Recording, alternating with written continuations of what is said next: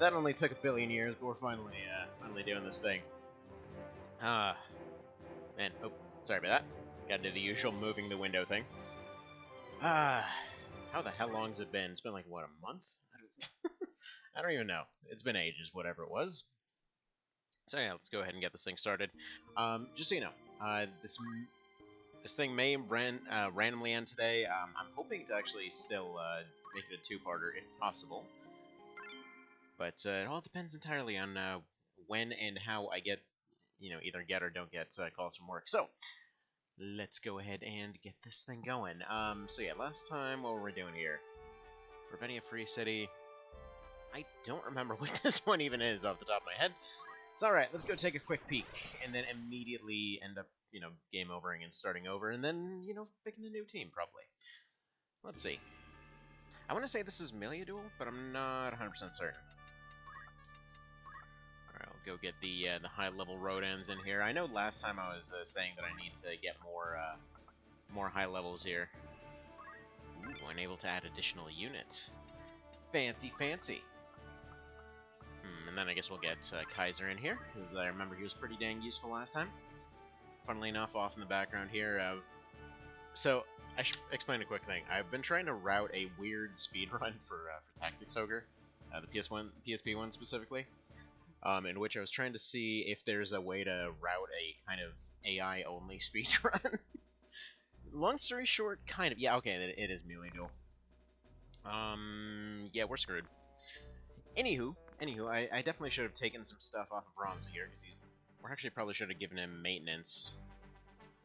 Then again, that I'd have to take the monster abilities off him. You know what? I think for maintenance, he has to clean their hoofs or hover pads, however this would work. Anyway, so, we'll just call that a monster ability. Why not? But yeah, it's funny, because I was trying to see if that speedrun could work, so I basically have it just, like, auto-doing stuff in the background here. It's just about to finish Coda. I think it might actually work. Because, yeah, it turns out under very specific circumstances, even when there's fights like the doppelganger fights and stuff like that, it's still potentially workable. Not exactly a good idea, but it's still potentially workable. Alright, now, we're just going to go in with Nameless to start off. So I want to stay out of her range as much as possible.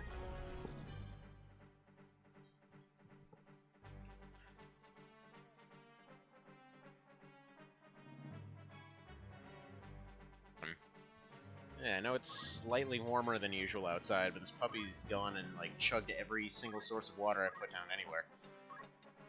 He does not stop! He does not know when to stop chugging.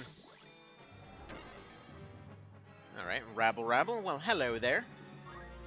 How's it going, Cerabow? I know, it's been a billion years, I apologize. Seriously, it's been like a month, hasn't it?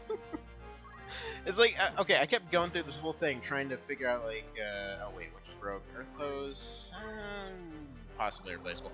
But anyway, I've basically been looking for a good stopping point for the X-Div run for, like, every single time I'm doing it, and every single time it's like, no, here's like 80 more researches, and here's all this other stuff that you're totally gonna forget by next time and completely fail the campaign. As you do. So, only plan I can think of here is to just spam the hell out of Flame Attack here, and that should actually do it. That should do the trick. Oh, hell no. Hell no, we're not doing this dodging 80% crap. So how's your life been, Mr. Cerabow? Been decent? Been acceptable? Been up to any kind of new stuff lately?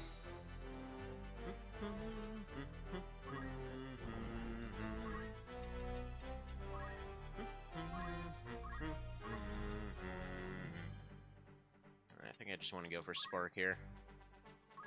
To let him regenerate a little bit.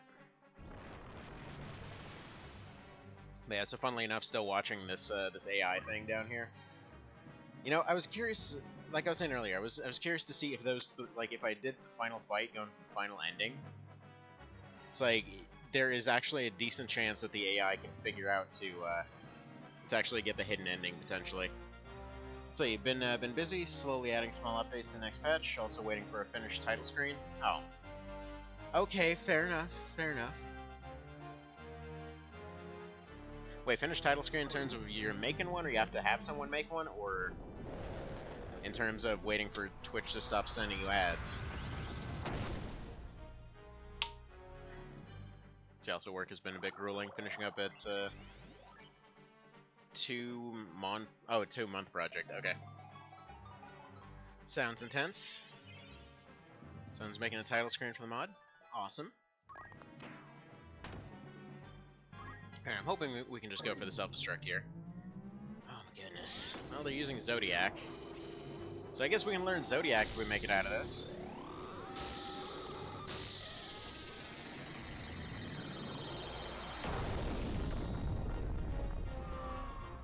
Nope.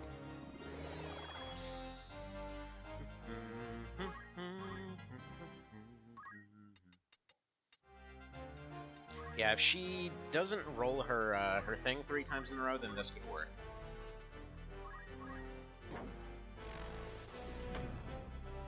Don't roll it. Oh, he's dead. Yeah, damage split's pretty annoying. Yeah, he is a summoner. That's the thing. He is one of them summoning type dudes.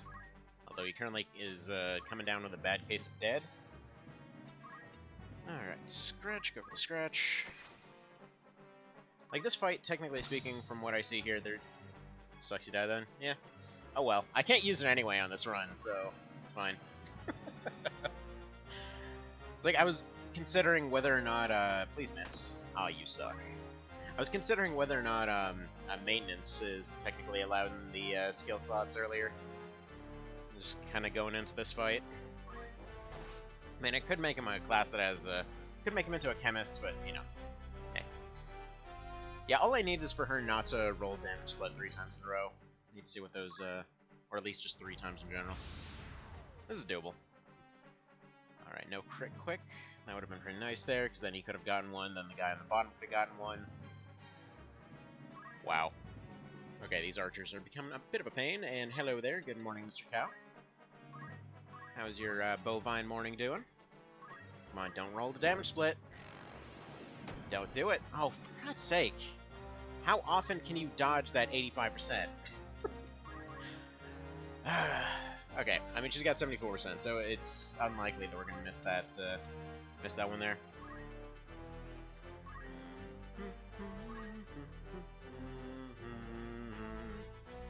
Yeah, I think with better RNG, this is very possible.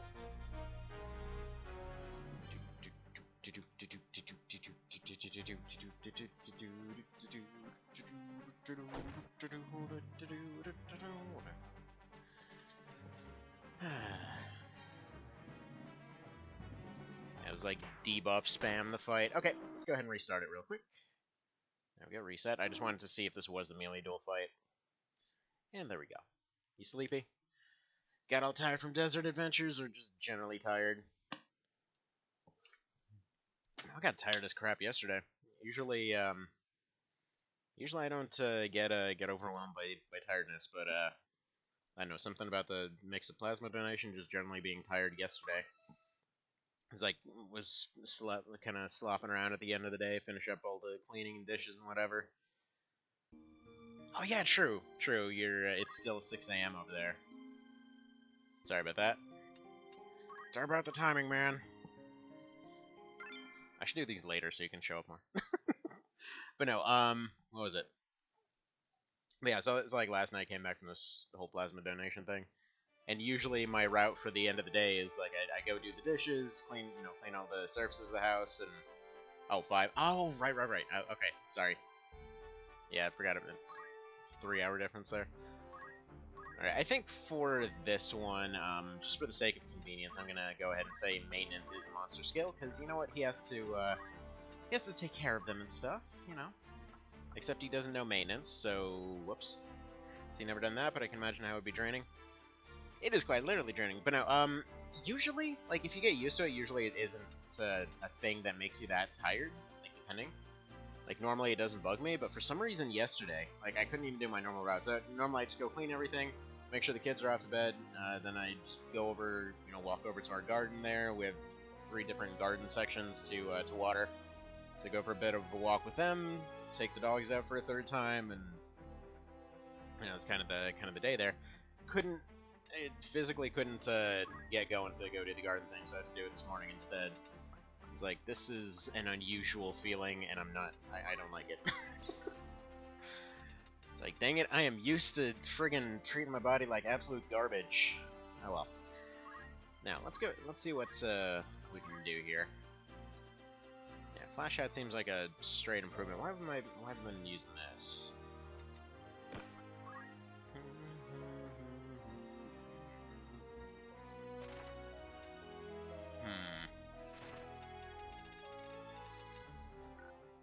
I feel like I just want to get something kind of crappy for the chest here. Yeah, we'll just give him a power sleeve. Just something good and replaceable. For the Flash Hat, you know what? Actually, we should probably just stick with the Black Hood. It's, you know, less stats and all that, but realistically, it makes sense. All right, so let's go ahead and do this thing. So you need to test drive a car I'm looking to get, and about a dozen chores. Fun. You upgrading or replacing, or what's the story there, man?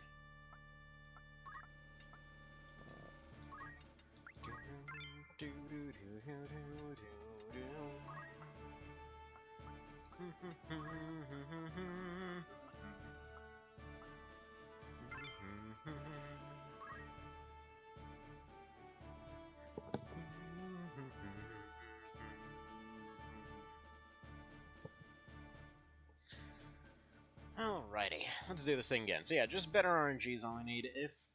If they don't nail their don't acts, we'll be good on that. If they don't, if they don't miss their 85% repeatedly, we'll be good on that. And if, I think I'm probably still gonna go for Nameless. I could either go for Nameless or I could go for Final. Because yeah, either one of those will have roughly the same effect. I feel like Nameless might potentially have both effects as the thing. Because yes, you might give them an instant turn, which is all well and good, but you could also give them haste and free raise, so, you know, just a little bit more useful is the thing. Their name's Papaya. Well, that's a pretty perfect location for them. Say, current car is 11 years old and starting to have some issues. Yeah, we've been having some issues with ours too.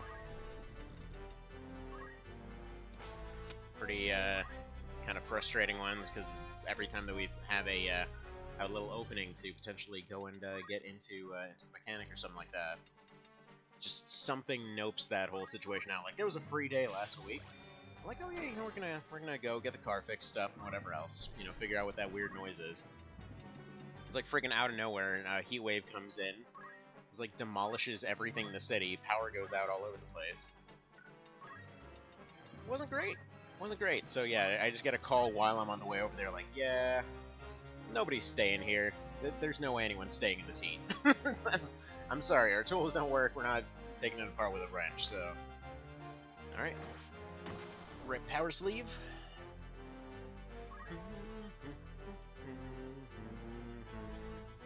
Yeah, there's never been a better name for an archer than Comet.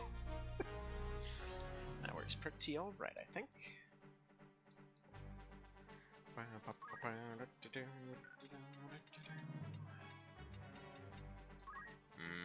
Yeah, we're not gonna have enough range, I don't think. Yeah, slightly not enough. Unfortunately, Blaze doesn't ignore height, so that's not gonna work.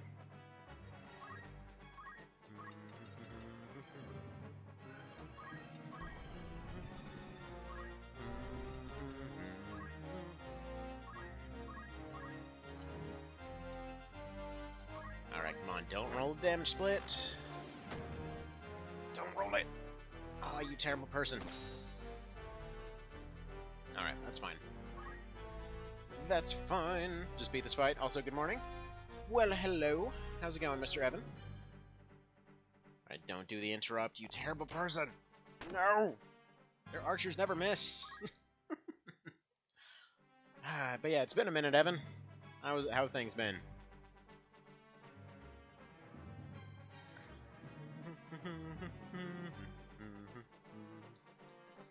Yeah, this lady's calculating. She's pulling her big brain moves. Gonna go Zodiac everybody, I guess.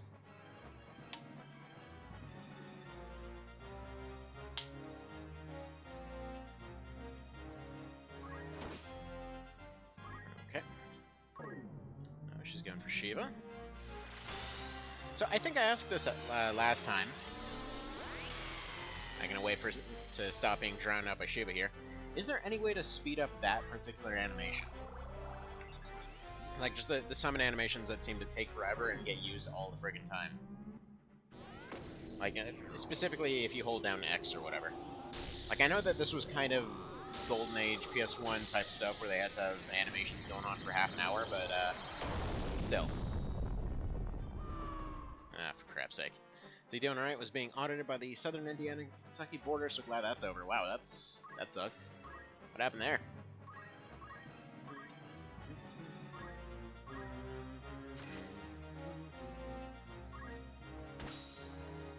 If she ever doesn't roll damage splits. Can't speed up animations easily now? Okay. Well, worth asking. Yeah, I'm pretty sure this run's a bust, because they got all their Zodiacs and other crap off. We'll say that's a little bit of a curb stomp. A little bit of a curb stomp. Alright, you wanna... Yeah, you're just gonna die. Okay, fantastic. I think it's F2 to... Nope, that's to change slots. There we go. Let's go ahead and reload that right there. So I think first things first, it is time to retire some of the old units that we won't be using. Like Volcano Rodan, thank you for your service, goodbye. This friggin' Fireball can piss off.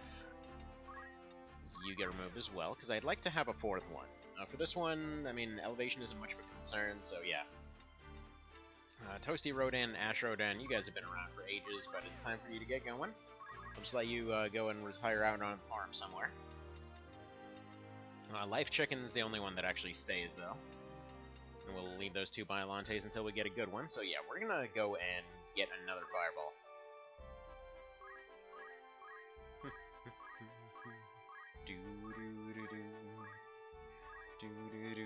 Ooh, we got cutscenes.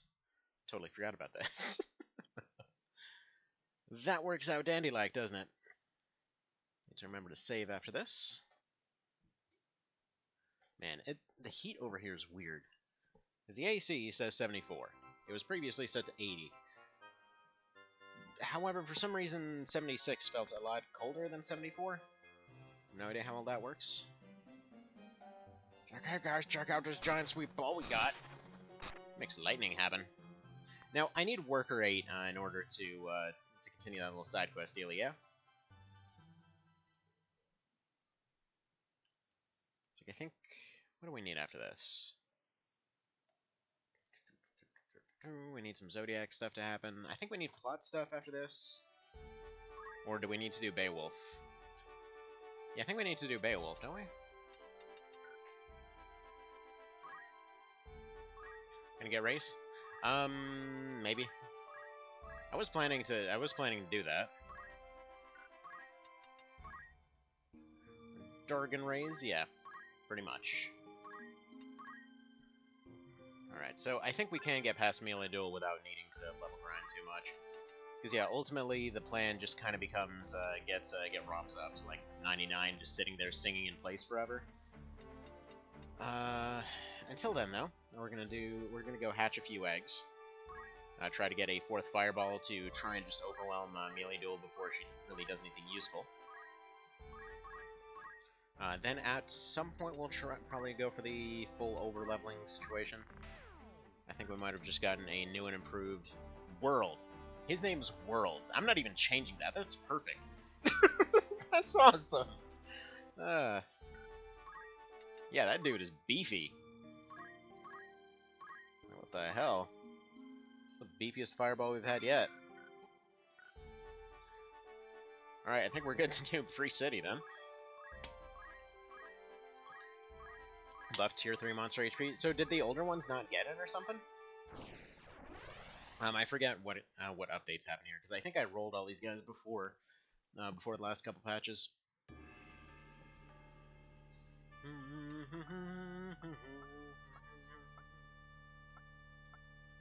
Dies. I know it's DS. It's fine. Don't worry about it. It always kind of bugs me that one of the coolest names from Armored Core is one from like one of the lamest characters. Because there's a guy with an AC called the DSRA. So basically the Day of Wrath. And like all he is some rando throwaway boss that just he's like, "Hi, I'm your last boss. I've been introduced about 20 seconds ago." It's a weird one. It was a growth buff, so it won't upgrade them in place. New monsters will have it though. Okay. We're re-rolling everybody then. That's that is not a small number. It will be significant. Should have been the tagline of that particular update. God, I love Kung Pao Under the Fist. It's just such a stupid movie. I wish there were more like it, but unfortunately, they never actually made a sequel.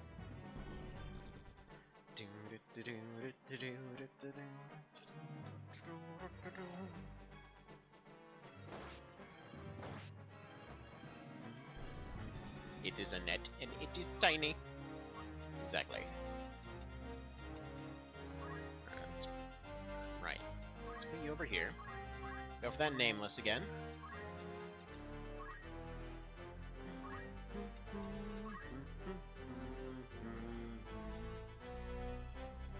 Oh? Oh, Riri. Oh, Riri! Come on, roll it. Ah, crap. That would have been the time to roll it. It's like, roll it critical quick. She'll refer to me by the name Betty. Exactly. Love how at the end they're just like, yeah, no, the secret to everything is triangles. You have to learn how to pluck out triangles.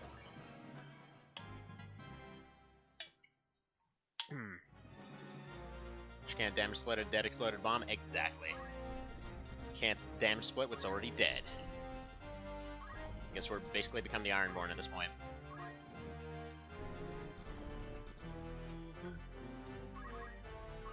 Alright, 1992 is going to wait here. You are... I think you're going to go here.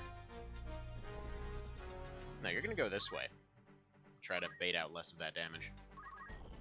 See, have you ever seen Kung Fu Hustle? Oh, yeah. It is... yeah, it's pretty friggin' awesome.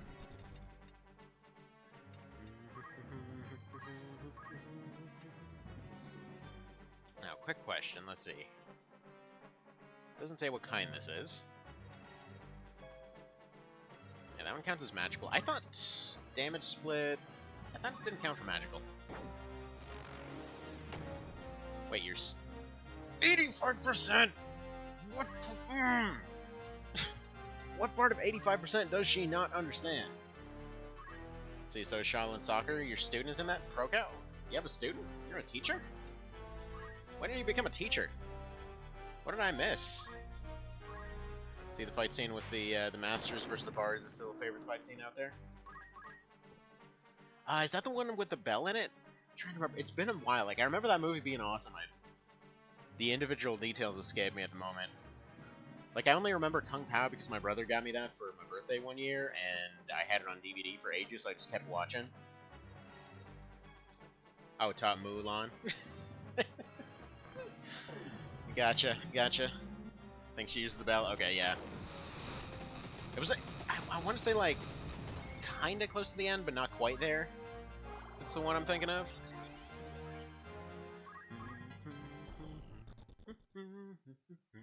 Alright, come on, give me some re-raises. Okay, we got a haste. That's fine, that'll do. Come on. Those two are gonna get wiped. Hopefully, one of the fireballs can run up, take some damage. If the fireball survives and gets critical quick off this, then that'll be checkmate.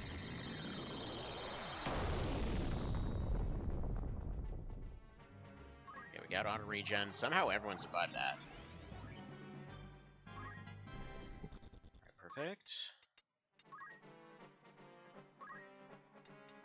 Alright, you're just gonna go for a spark. This guy's the backup plan. I want the other two to run up and try to self-destruct melee duel. Both of them should have that option. Likely there's one of them gonna get... What? Yeah, that's fine. He's done for the fight. There's nothing else he needs to do. Come on, fireballs. Come on! Come on, do it for me here. Give me that critical quick. Oh, hell yes. Alright, he's just gonna go for the safety fireball. because he can't really get within proper range, but he can do the fireball.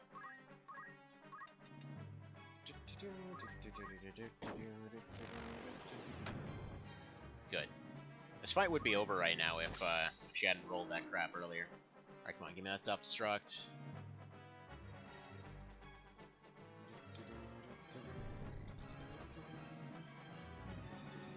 Stock break? Oh, she gets cloud moves. Interesting.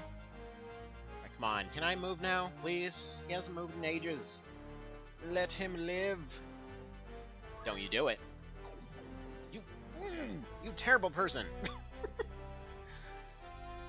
Man, this kind of stuff frustrates me, though. It's like, everybody's moving at the exact same time, but they only technically don't get to move due to shenanigans.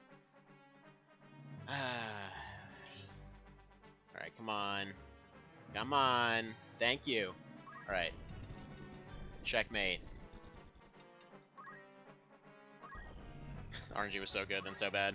Well, now the RNG doesn't matter, because guess what? Goodbye. I love that that's non-elemental.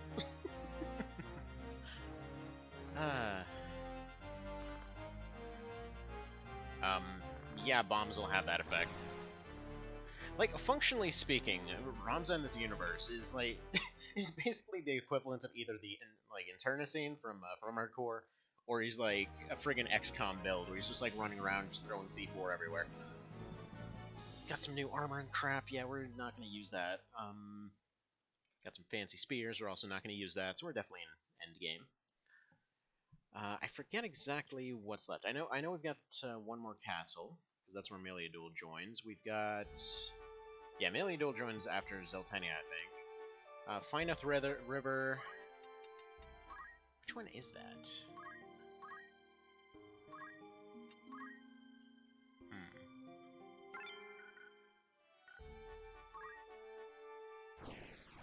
I have no idea, but high HP friggin' black bombs are amazing.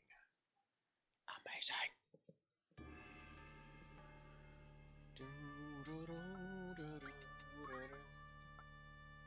Man, look at this tryhard right here. It's like, hey guys, I get the max level, I'm good.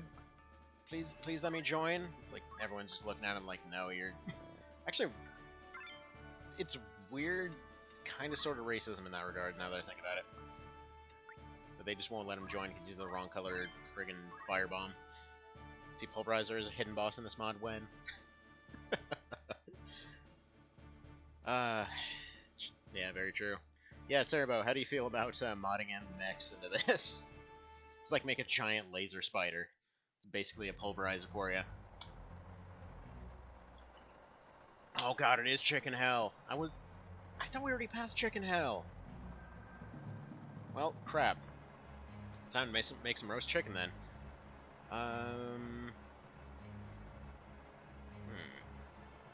Alright, stuff's gonna have to line up real good here for this strategy to work. Because we're going verse 7, I think. Yeah, I think it's 5v7. They're gonna get a crap load of attacks off right away. We're gonna need re-raises going...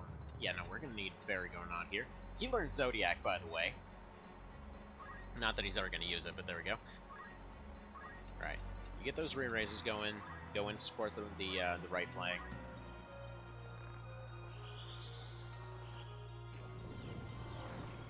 That is some bullcrap damage!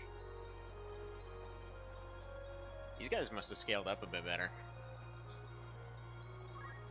Alright, come on, give me that self-destruct. Alright. There's plenty of alternative monsters you just can't play as them. Alright, conveniently, we can go for the double SD here. Okay, what is the highest one? 473? Yeah, if you got it right here, that one would be out. That one would be almost, that one would be almost. The second one runs up right here, it takes out the remaining two. And we've just checkmated this entire left flank. So this is why I don't use other stuff, because quite frankly these guys are ridiculously good.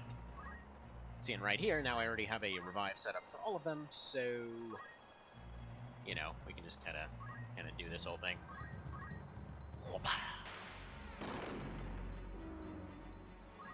And now, that one chicken will probably run off and try to heal himself. Doesn't matter, because he'll get insta-killed by fire at some point. See, alternative monsters will inevitably breed the emo monster. Oh no, he just like comes in with sad eyeliner and everything. Just friggin' listening to Linkin Park all day. just just a black chicken with like friggin' earpods facing the AirPods facing the wrong direction, just like flame crawling in my skin. Except he can't figure out why the volume's too low because he has them facing the wrong direction. So he's blasting out like a stereo until they finally just pop. Alright, I think we'll go for a blaze on, or a spark on that one as soon as he's back up. Okay. Now we go for these ones. I gotta hope... Alright, let's go here. I want to see if blaze will hit. Yeah, that'll hit. Random thing, is there a Pokemon mod for this? I feel like there must have been at some point.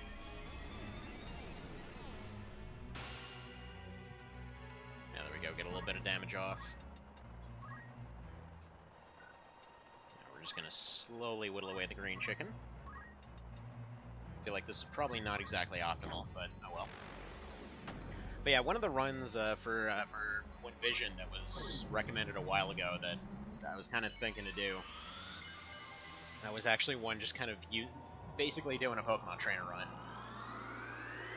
Where it's functionally speaking, like, you can use a small team of monster trainers, and then that's kind of about it.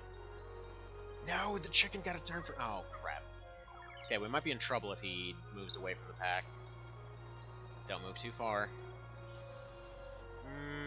That's not great. Okay. Alright, let's set this up again.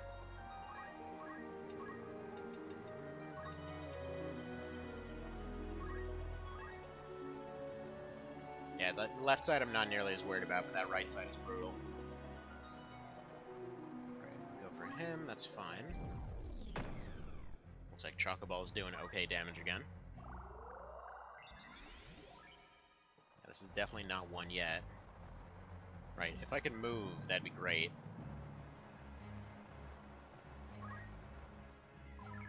Wasted parry? Oh, I didn't even look at the, yeah, total waste. You're right. My bad. I thought they might have gotten a turn. I felt like they were about to get a turn. That's why I went ahead and went for it. I guess they're being super slow right now. But we might be able to go for another self-destruct chain there. Right, can I move yet, or what? Like, I know we're slow as hell, but please. They're just slower than everyone? Yeah. Alright, that guy's gotten 2 turns. Can I move now? Any time now. Any frickin' time. That'd be great.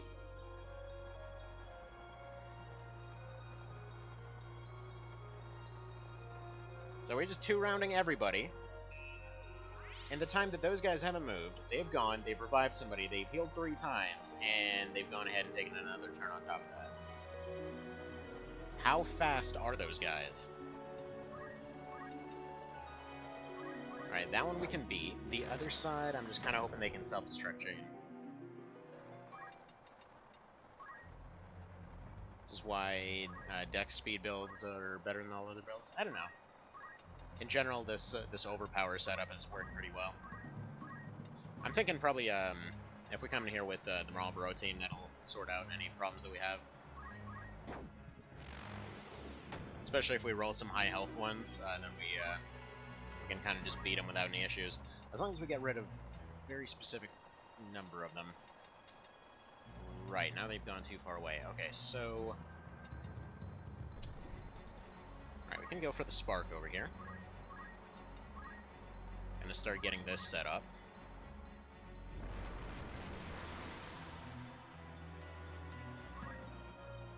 And what I'm hoping is that one of them will run up, roll the critical quick, you can finish him off with a self-destruct.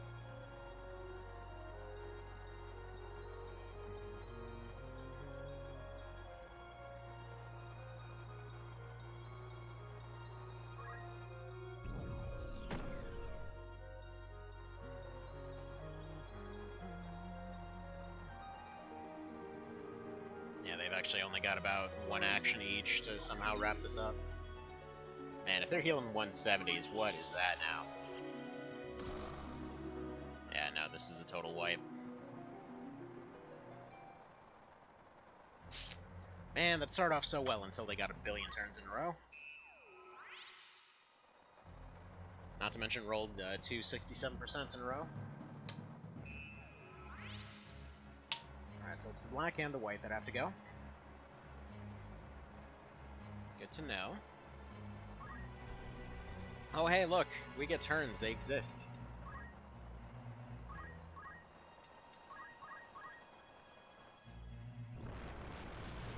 That's what we get for rolling with all slow monsters. Oh, I know. This is absolutely fair.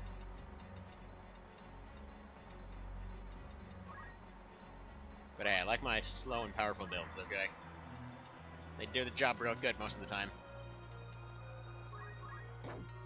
Still think you should try behemoths. I will try, I'll try the behemoths at some point. Where do you get them again?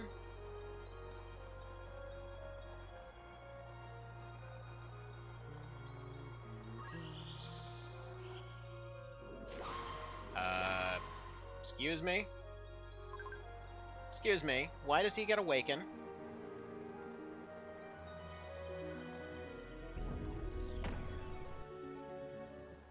Behemoths are a berry still? Okay,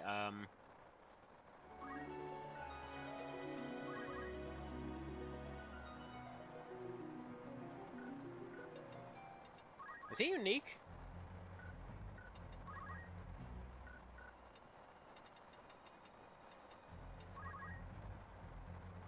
Yeah, I thought... I'm confused. I thought the white chocobos had got some extra stuff, but apparently this guy... Okay, he's unique. Okay, so that guy's definitely the priority then. But again, this is why we always have a scouting run. No. Alright, he cures like absolutely crazy. That's good to know.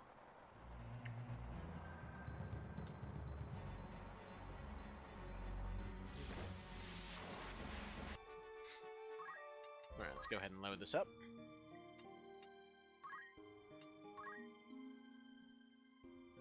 Pretty sure Coffee just gave you his dad voice.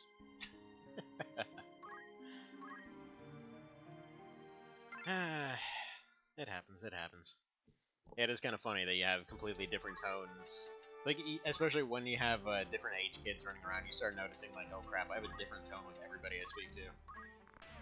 Alright, so here's what we're doing. We're gonna, I've been rolling with all slow monsters. We're gonna double down on that crap right now. Because I'm about to go in with 4 Biolantes. So yeah, let's go ahead and get some high health versions of those, hopefully. Them suckers never seem to want to actually get down to business and breed, so... it's gonna be a little bit of a project. I guess, technically speaking, they're not immune to Petrify, so I could go in with all kitties. That might not be a bad idea. There we go, we got decent odds of rolling one right now. But yeah, none of them are actually unique to Petrify, or none of them are immune to Petrify, are they?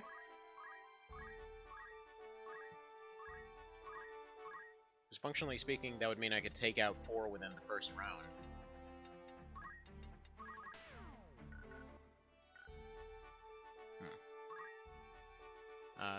Pretty sure some are immune to Petrify? Ah. Dang it. 2 of them? Yeah, it's probably gonna be the 2 that I need to get taken out. Well... I mean, we could still try it. We've got 2 of them, so I guess it just depends entirely on what we roll here. I'm kind of tempted to actually get rid of Boko at this point. It's just too far for him to come back, and... other than running around and reviving, which I can do with goblins or some such...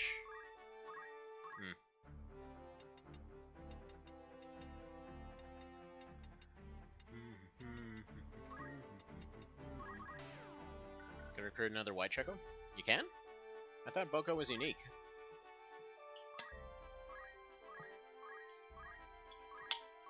How do you do that?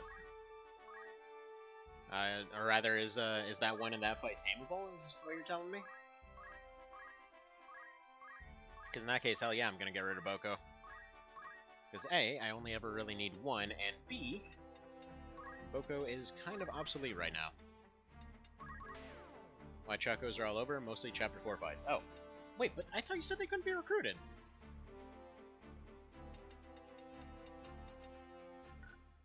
Like, seriously, I thought he was unique.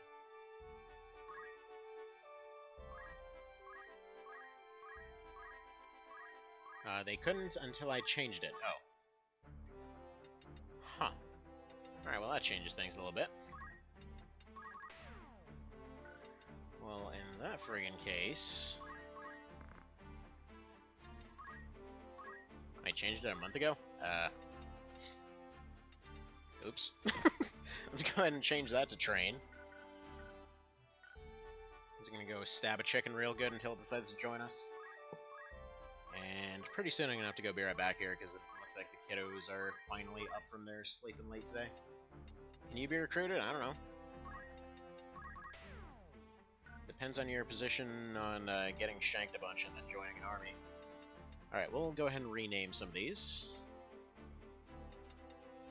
Yeah, we can just completely get rid of these other ones. Thank you guys for that one fight you just carried. Get all these renamed to Rodans and all stuff like that. Alright, get rid of this one. And we'll do all renamings as soon as they're finally done being re-rolled. Now, I'm trying to think what would be a good fight to get Ramza all, you know, sorted out in. Because I don't think there's any other solo fights. Are there? Am I forgetting any? Because I feel like the Wigrat fight was kind of the ultimate one. You just kind of had to sit there in place and sing forever.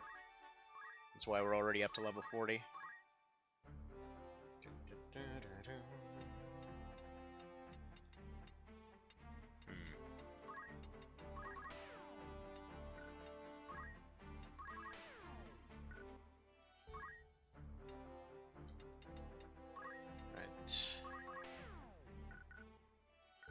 Level 40 boost definitely helped. Oh, absolutely.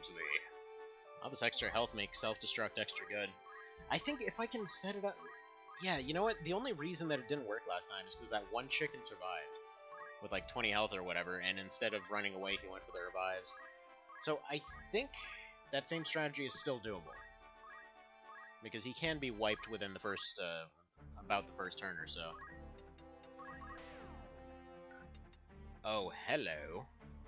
You appear to be quite beefy. Yeah, you know what? No, we're totally using one of those. Like, I thought they were good, but this is something else. 466. Before, they had less than the black fireballs. And now... Yeesh. Now they're actually tanky. Because, yeah, the nice thing of those guys is they have a chance to instantly disable something.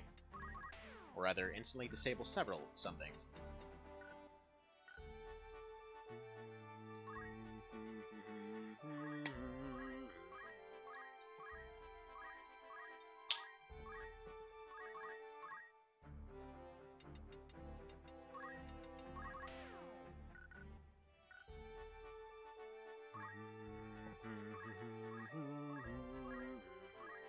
Yeah, this place absolutely would not have a monster issue in all its forests if we would stop releasing them all the time.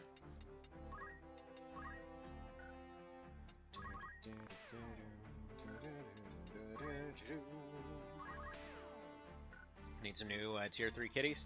Yep, I mean, didn't I roll a third one? No.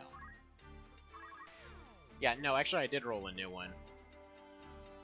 But ended up getting rid of it. Oh, but yeah, you're right. They're gonna have more health now, and that's also been their big detriment up to this point.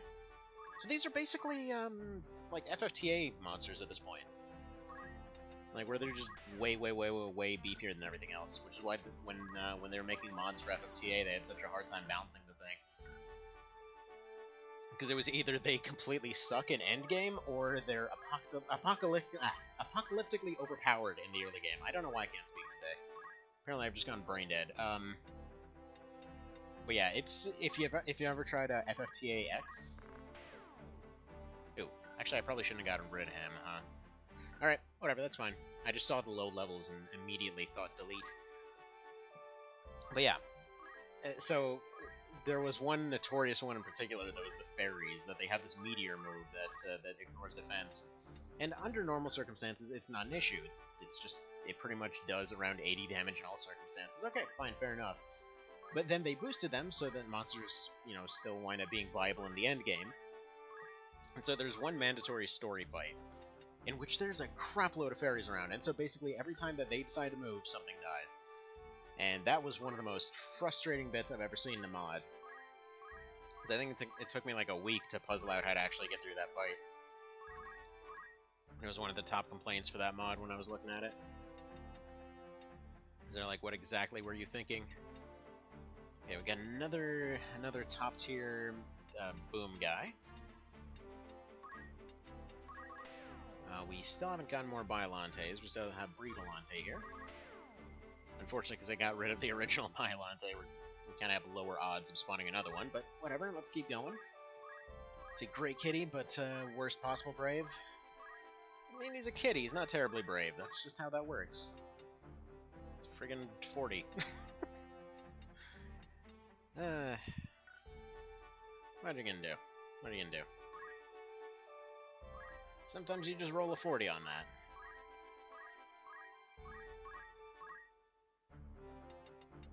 Though then again, there was this one Xenonauts mod that I saw a while ago that just kind of removed all plus and minus caps when it came to your recruitable units. And so basically, throughout that one, everyone's got a bunch of different stats from 0 to 100, kind of like this, what it's reminding me. But turning on that mod left this hilarious thing where in some cases people just straight up couldn't function. Like, you had somebody spawning in with so few turn units they couldn't even move, or you had some people coming in like, it's like, oh yeah, they've got all the reflexes of, like, a friggin' wall. Like, oh, so, good to know you have that 4 times reaction modifier. So now your reaction modifier is 4. But yeah, that one was a weird, fun chaos to play with. Because then you had other people that just could never miss. But, Anywho, that's that game. I've been doing way too much Xenonauts lately. Alright, dang it, spawn me another Biollante. Why is it so hard for you guys to breed? So basically, you could recruit a quadriplegic, yes. Yes, you could. Although, funnily enough, that's almost how the game starts. Because basically, if you read the backstory of the game, they're like, okay, we've only had one previous UFO contact before, and the only person that came back was missing both legs and had 2 broken arms. So, yeah, let's just say it could have gone better. Wow. You, I mean, we got one new kitty, I guess. But come on. Spending entire weeks roaming the countryside, surely somebody can get busy in that time. That's how babies work. People do it and they just pop out instantly. So I guess it's closer to say that every monster in this universe breeds like a friggin' hamster, and that is terrifying. Not to mention it would kind of be some screwy physics if you think about it. That should also mean that if people have babies in this universe, they should probably be done within a week. Maybe that's why they're having constant wars all the time. Explains why you can run across monsters so often. It sure does. But yeah, explains a constant war. In-game calendar, 2,000 plus days, probably. I think the highest I've ever gotten for one of these games was like 6,000 or whatever. That was during a Tactics Ogre run. Alright. But that was one that I was just basically auto-grinding for a friggin' crazy long time in order to try to max out everybody's stuff.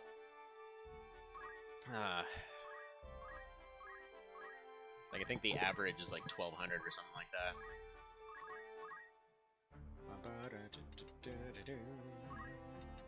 Alright, you know what? Let's try a new thing. I'm gonna go ahead and go with what we got right now. So, 3 fireballs, gonna be one, basically want 2 fireballs still on the left side. I want to have Biollante on the right side, just holding that entirely on its own. And then we're gonna move the other fireball over to the left side. That should give enough to overwhelm said left side. Biollante should be able to disable 2 on the right. If anybody else gets close to him, then he can sort that problem out pretty quickish as well. That's the plan anyway, we'll see how it works out.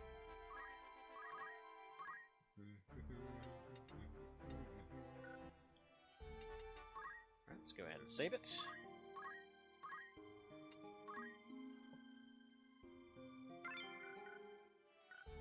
Yeah, I'm pretty sure folks in real life would be quite happy if pregnancies could be over within a few days. It's like, oh, just go for a walk for about a week. Just save yourself an entire year of screaming. Let's put you back here. This is left flank, or the right flank, I think. So let's put you back there. Let's get Biolante, or new Biolante that I forgot to rename. Let's put you up here. Come to think of it, Hats is probably a good setup for this too, because then we have somebody to kind of fill in the attack blanks while we're waiting.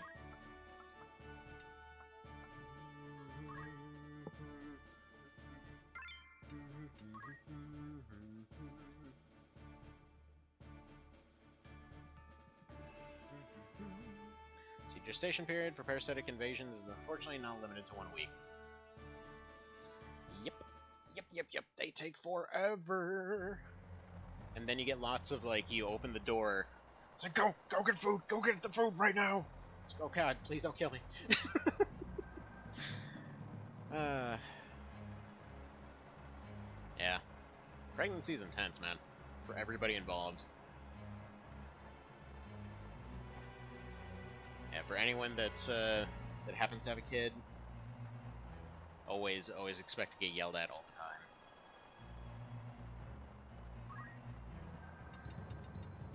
Though it sounds like that's gonna be over for someone soon. So congratulations yet again. Alright, I'm gonna move this kitty here so that we can speed him up. Summon a man, so let's go ahead and do your fairiness. And let's get you the hell out of here.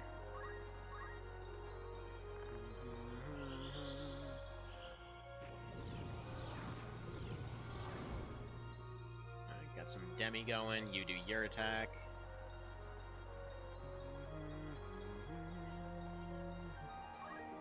Friggin' Metal Gear chickens. Hitting everybody with their aqua jets. Alright, come on, give me that crit quick. No crit quick, we're screwed.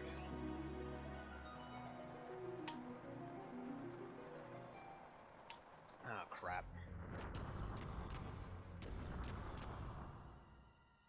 Alright. That's okay. I guess this comes down to whether the green chickens are immune to debuffs or not. Let's see, humans are strange creatures when it comes to that sort of thing. Nearly a year to have a baby, and then 4 years for it to become semi-self-sufficient. As in, it can use a toaster. See, tier 4 bombs aren't weak to water. Nope. Although we basically need that first attack to hit in order to be able to pull this off.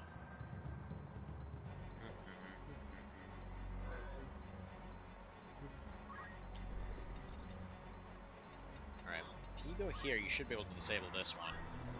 So yeah, this is going to probably be another another test run. Wait, what? Oh, for a second there I thought it got changed to just an X.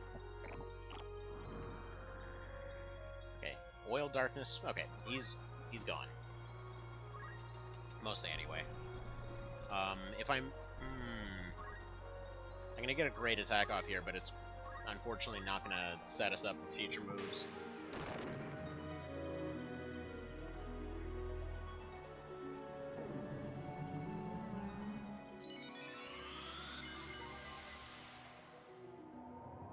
See, the green one is immune to Petrify? Well, I mean, that's fine, as long as they're not immune to Frog Roar, right? Alright, there we go. Alright, good. So now we can get rid of... one of them. I think we'll get rid of blue for the moment. So suddenly, Cat Kick become completely necessary. For those that didn't catch earlier, Cat Kick is now just 100% accuracy. Because, you know, cats don't miss. It's weird, because they're freakishly accurate. Please don't have your Super Raise move. Okay, he's going for an attack. Alright, he's probably going to knock him out. Let's check that AT. He's going for Rune Split. Now, does Rune Split work like Demi, or will it actually do the same damage as before? Can you tell me that much? Because I still have zero clue what the hell Rune Split even does. I just know it always hits really hard. Okay, it's Demi. Okay, good. In that case, we can go ahead and move you over this way.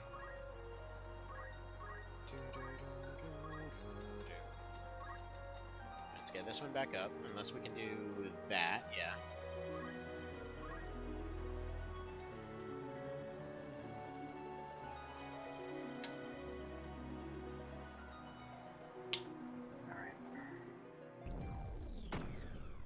FFT, it's based on max HP, not current? Okay. Well, in that case, this raise will be perfectly fine. Please don't have range to hit Violante. Okay, he's barely off.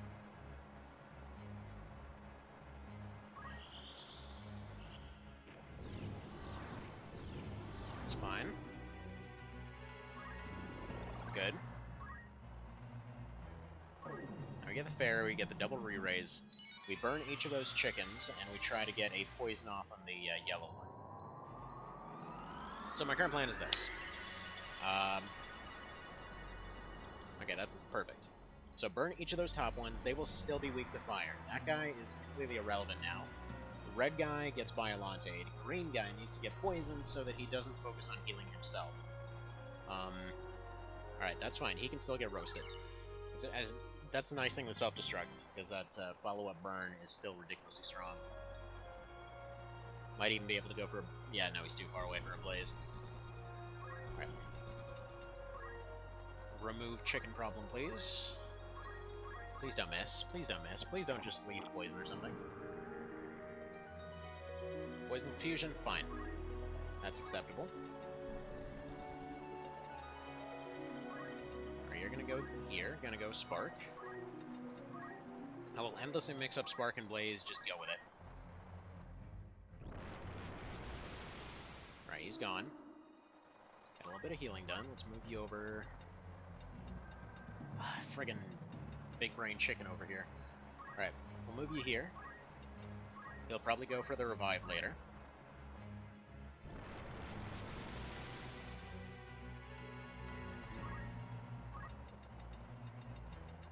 Alright, let's back up Hats. Oh, he stopped also. Okay, so Hats can actually go over here, try to petrify that chicken.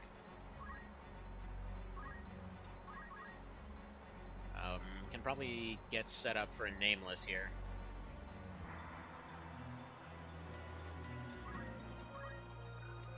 Or actually just go Life Song, probably.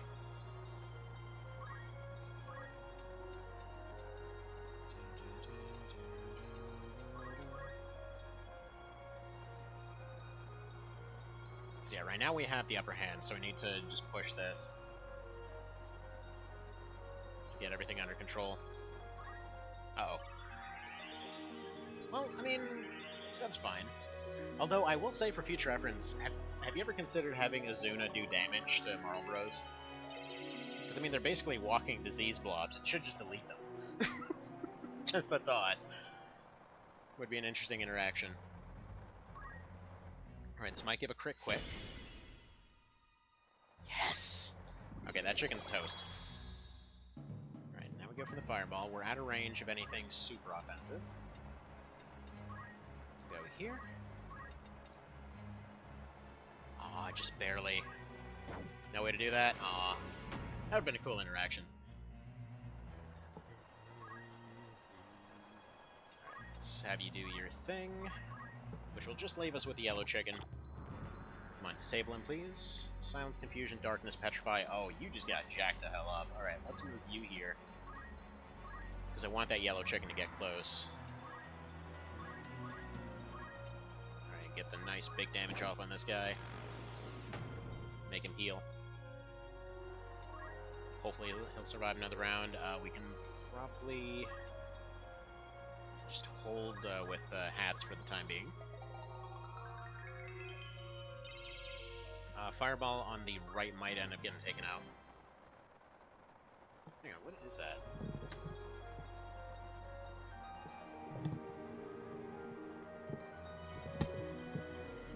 Guess they're doing construction outside.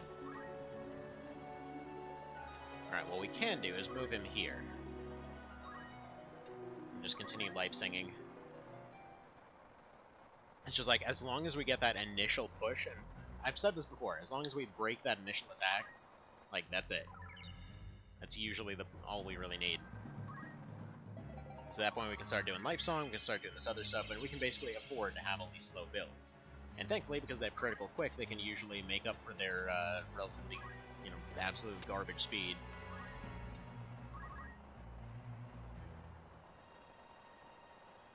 Alright, good. Froggy can run away. Everybody else can heal. They should be all out of kill range now. They should very much be out of kill range now.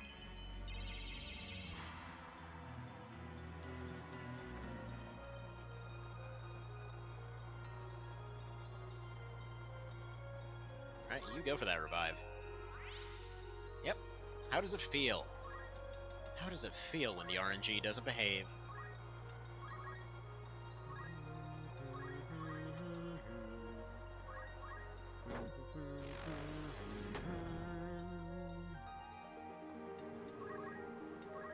I just want to say thank you for not giving critical quick to chickens. Because that mess would be horrible. Alright, there we go. Friggin' checkmate. What is your move, chicken?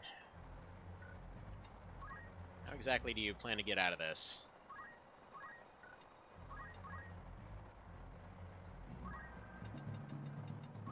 Alright, and then the kitty goes in for the kill. Give critical give critical quick to chickens. Nope.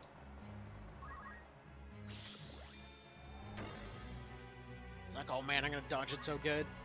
You guys just watch, I'm just gonna turn this around somehow.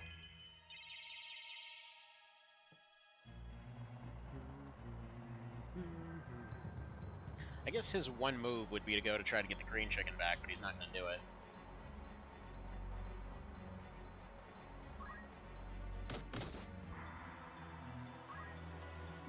Alright. Well, he just basically played himself, that's fine.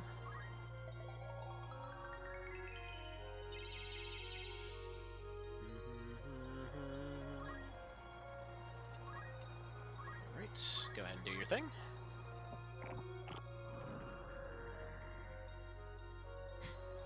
And he got oiled, so now he's gonna roast like everybody else. Perfect.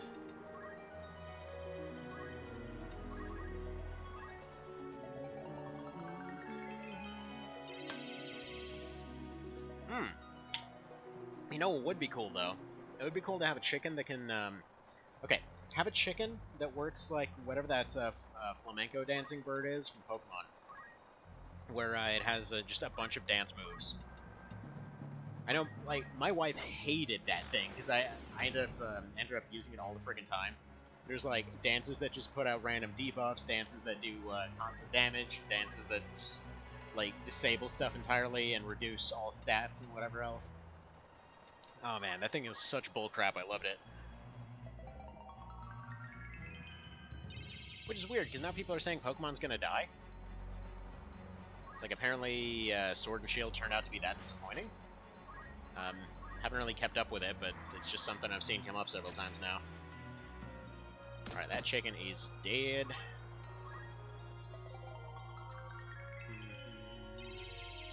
Probably should have just gone nameless song here.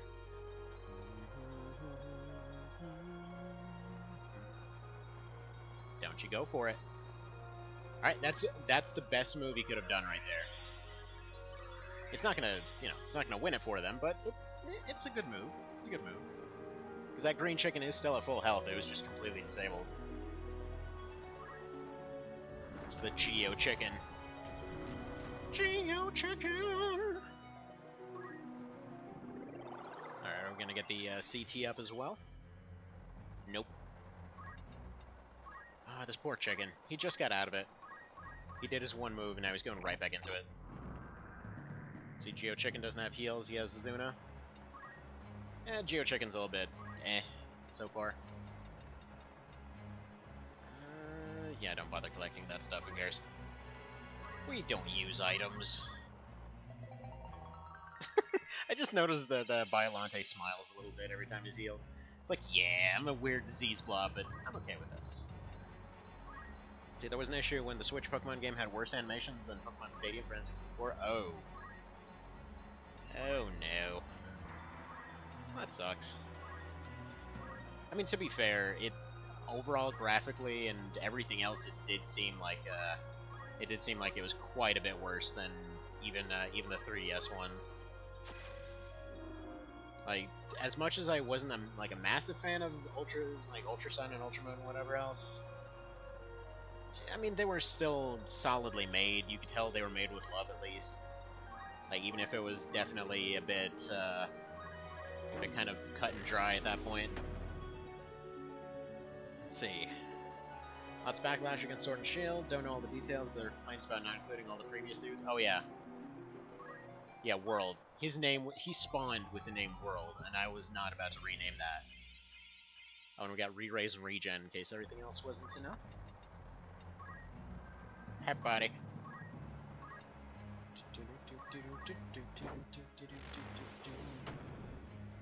See, for example, Blastoise didn't fire Hydro Pump from its cannons.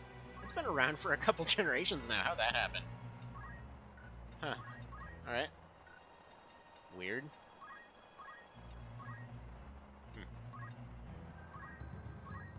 I don't know. Like, I was saying this earlier, a few streams ago, but it, in all honesty, even when they were showing the trailers leading up to it and everything, was saying it looked like it was like an in-development demo. So, I don't know, maybe they'll add more stuff, but it just seems weird.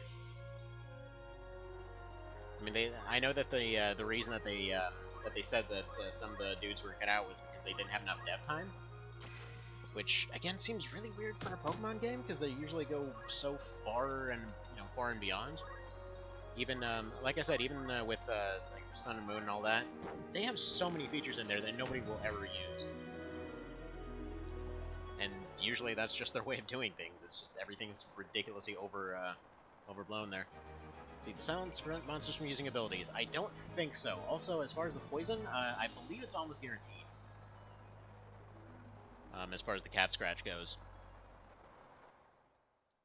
But yeah, the cat abilities are a lot better now. So the main attack that they have has a poison effect on it, and then oh, it's 20%. Oh, well, nice. And I think we have a zombie fight here.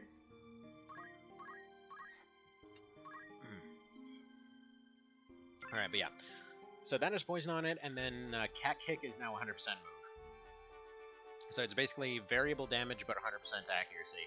So that's your, you gotta snipe somebody move, your finisher and all that. But anyway, I'm gonna be right back.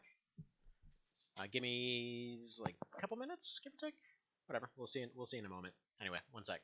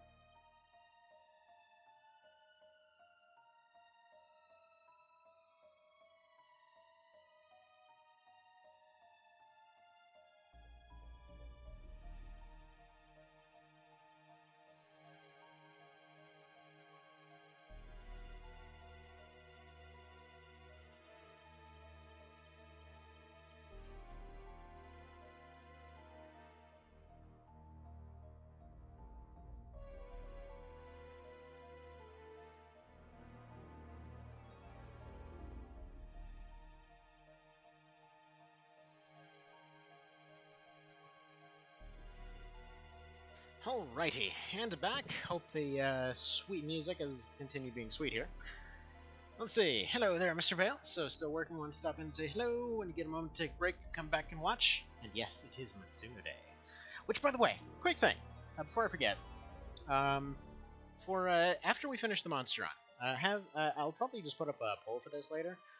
But what do you guys think? I wanted to do either a vanilla or One Vision like lore run of TO, or actually hell, I even could do an original one.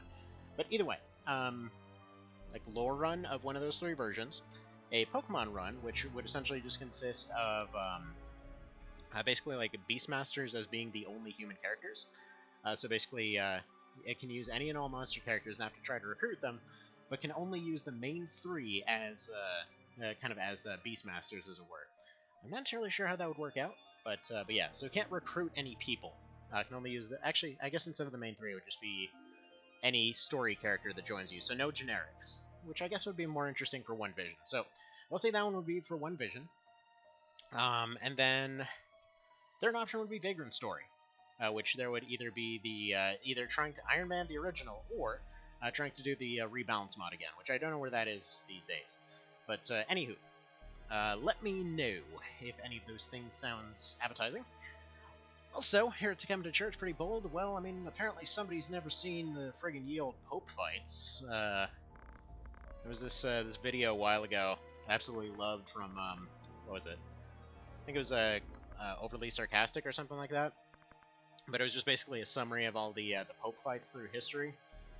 Like, at one point, just 3 different popes had run 3 different versions of the church, all branding each other heretics. It's pretty interesting times. Let's see, Vote Lore run. Let's see, second is the Beast Tamer run. Not a big a fan as a Vagrant Story as the old games, personally. Fair enough. Personally, I find that game just charming as hell. Like, it's just one of those ones that you get into it and then you just keep going and going and going. And then in the original, you usually hit a wall. It's kind of the thing. I feel like the rebalance mod really helped that one out in terms of just in terms of general user friendliness. We're gonna go double cats on this one, I think. I'll go ahead and save state because I can't remember if I actually saved or not. But yeah. Oh, we'll go triple kitties. I didn't even realize when that hatched. See, not as fun to watch Vagrant Stories, should say? Yeah, okay, that's a fair point. Because usually a lot of it's just kind of like background process of like, okay, if I get this combo off on this guy, then I have just enough time to go disable that one and like debuff that one and buff myself again because that guy's gonna counter buff, and it's like all this second-to-second strategy, which is interesting. Let's see, I only played Vagrant Story once and didn't make it very far. Emulator had some issues back then. Dude, that game is so cool once you get it running. But yeah, it's a real gem for a reason. The only issue is, yeah, there's a lot of walls, and it could do with, if it ever gets a remake, I hope that they do a little bit better in terms of actually indicating what you're supposed to be doing at any given time. So you surprised you said triple kitties? You could have avoided saying signed in triple cat. Font jokes. Alright, get out of here with your 31%. Alright, so we're gonna want... let's see, we can set up the revive. Because yeah, those 3 cats will be able to get up there. If something happens to them, we'll go ahead and set this up. I don't expect this to be too difficult of a fight, because yeah, we can just surround him up there immediately. Man, that interesting clonk sound. Alright, we can't get the poison. Out of curiosity, can you do this? No. Alright. They're just gonna sit up here and scratch him a whole bunch. Alright, Mr. Vale, you have yourself an awesome work time. I hope you get some free time later. And yeah, here's your Hat's kitty going up there. Surround him, sure. Oh, is he gonna have samurai moves? Whatever, it doesn't matter. They've got revives.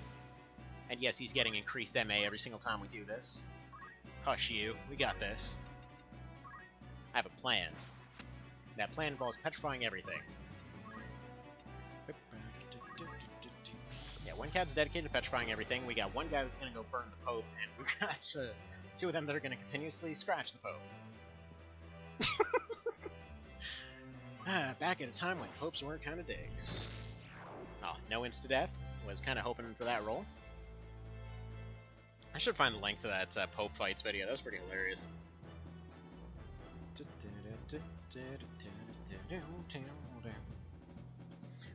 But see, what I'm thinking is they're set up they're set up to be revived in a month, right? So what I'm thinking, oh, I mean, fine, I guess he can teleport, but holy Christ, that is maybe not the best idea. 417, you say? Alrighty then. Well, we're about to be dead. Alrighty. But yeah, so there's two videos, technically speaking. There's Pope Fights and then Pope Fights 2, the Reformation. But here, let me go put that link in. Alright, we got a samurai monk over there with his maximum Eastern powers. Wonder if we go for Cat Kick if we can get a little bit more damage. We know for one thing we're definitely not doing that again. But what I'm thinking, since we can't quite surround him, we can't always roastify him. So that's an option too. I forgot to rename them also, but we'll do that later. Boom. Yeah, come to think of it, we can probably just fight everybody else, because every one of these guys should hopefully be debuff prone. Braxton, leave the baby alone. Come here. Come here. What are you doing? Come here. Get your pets. Stop trying to beg for extra food. Mr. Goodest Boy Doggo.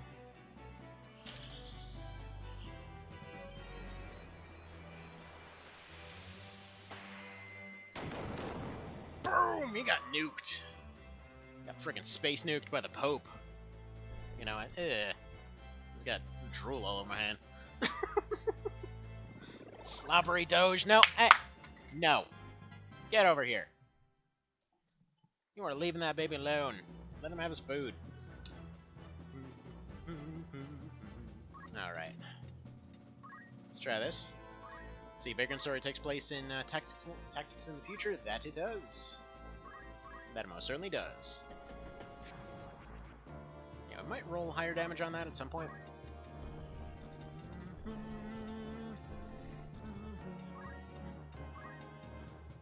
I go for the Blaster.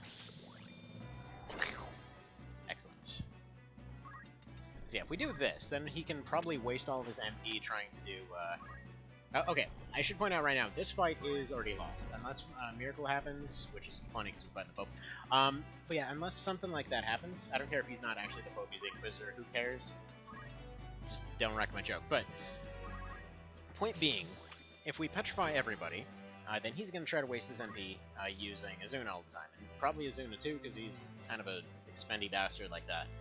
Now, Pup, Braxton, what did I just say? Go to the kennel. Yeah. Dang labs, always thinking with their stomach. But yeah, so at that point we just kind of just leave it to Delita to sort out everything. Like there, where he just instantly deleted that guy. That's why he's called Delita. But yeah, no, the fun thing with Vagrant Story is it's basically what happens when FFT meets Dark Souls. It's like you're still exploring around and fighting all kinds of things, many of which can one-shot you outright, but at the same time, you basically stop time at any given point. You have a bajillion abilities at your disposal, like friggin', it's like enough abilities to make a D&D kind of question its abilities list, and yeah. Like, the entire thing is just you customize, you're constantly customizing, ripping apart, and putting back together as far as all your weapons go. It's an interesting setup. Like, where you're... I don't know. It's just something about the whole weapons as Legos mechanic. Just always does it for me. It's like, oh yeah, let me just go ahead and take apart this crossbow, this axe, and this dagger, and turn it into a spear. Now suddenly I have better stabbing damage. We just go you know, take apart this random crossbow over here that happened to have a particular type of bolt on it. You know, suddenly my crossbow over here became a gun because it does blunt damage. Like, let's just go ahead and combine it with these other parts from this other thing to make it have some ridiculous stats. Like, it's just fun. It's entirely about just messing around and seeing what works. Like I said, the main issue with it is just it kind of wears on you because, kind of like Dark Souls, it has the same thing where most of the time there's no background music. So except for specific locations, it's just all ambient noises and silent and things like that. But those sounds, just like DS, are amazingly well done. And just in general, a lot of the same exploration feelings are there. It's just with a good bit more plot going on. All right, what are you doing? Back in the kennel now. Long story short, is fun. Go play. It's good times. It's like $10 or some crap on PSN. Some random fly flying around. Okay, so that guy's gone. You know, if he gets a crit on Zalmo and we can get a self-destruct on him, it's not necessarily impossible. Especially if he goes right there.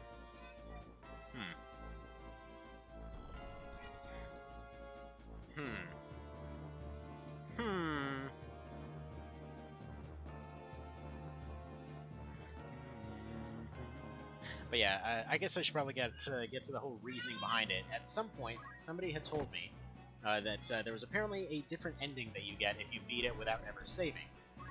So, kind of wanted to try that, basically.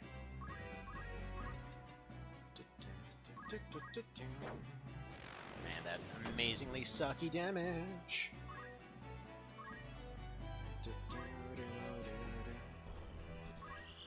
Right, so what I want here is for that not to happen. Right, he's gonna nuke the kitty. I was hoping the kitty would get a turn first, but that's fine.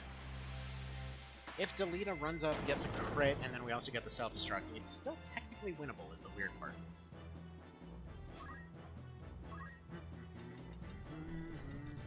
I guess no need to worry about making him stronger at this point.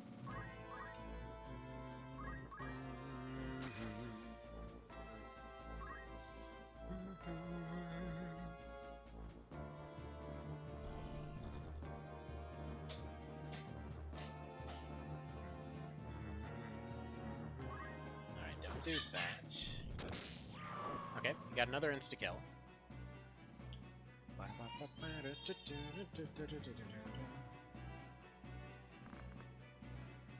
Yes. Plot, plot, plot. You do as you do. But yeah, so if I end up doing a lore run, because again, that one's been requested a few times actually. If I do a lore run for TO, I was thinking to do one vision. Would anyone, I guess, what's kind of the split on people who want to see OV versus vanilla? Like, usually it goes towards OV. So that's, yeah, 99.9% that. Like, literally the only stuff that changes are a few things that were kind of inconsequential lore-wise. Like, for example, all of the cursed weapons got replaced. So they are now, well, they're now an FFT reference. Before, all they really were just basically empty shell items that basically said, oh yeah, you know, there's, what did it say?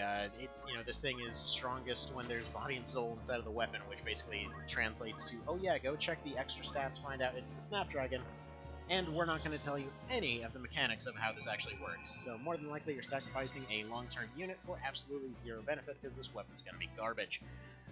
But if you end up metagaming it like crazy, then you can potentially get something awesome out of it. Alright. That sucks. We needed one more turn from the fireball, and that would have been that. That's fine. We can make this work. I'm going to run the same team again. We're just going to do it a little differently.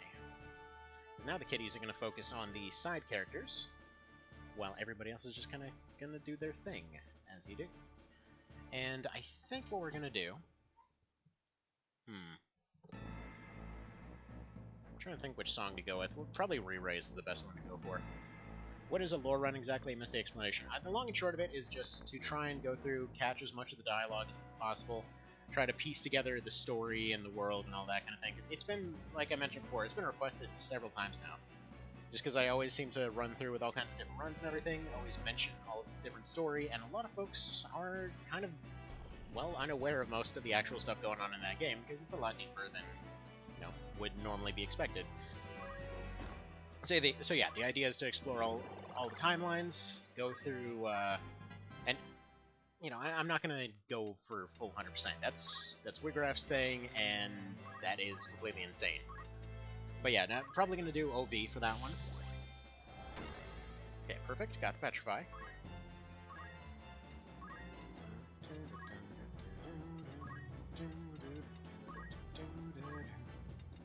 Just go for that song. Because I need re-raise going. But yeah, so for example, there's all kinds of little hidden dialogues if you bring people to certain locations at certain times. Like, for example, a lot of the stuff that the devs were trying to get people to like casual with, most folks never saw. It's like, for example, the fact that some of her best lines are in fights that you'd probably never bring her to. Alright, come on, can you hit it? You still can somehow hit that. Please give me the triple Petrify. Ah, worth a try though. So yeah, I'm okay with OV, it doesn't change the story, and I think the change in weaponry is inconsequential, especially since it changes from SNES, PS1 to PSP to OV. Yeah. And generally speaking, it's just more, I guess, consistent. Oh, we just got the insta-kill there, too. Oh, man. This guy just lost 3 of his 6 backups and backup singers here. Friggin' lead vocals, just trying to figure out what to do over here. And yeah, like, what's funny is, yeah, with the PSP version, they tried really hard to try and reference history as much as possible, though repeatedly kind of got it wrong. That's kind of the funny part. Like, let's add all this, interesting historical stuff and then just completely whiff on a lot of it. Delete the deleter. I mean, it's in his name. It was there the whole time. Can't question it. It's the lore. He was born to delete, and that's what he does. Though, funnily enough, Matsuno actually confirmed not that long ago that when it comes to Deleta, he absolutely does survive the end of the game. It's like, yeah, he absolutely makes it. So no question on that. He's resistant to that. I don't know if he's...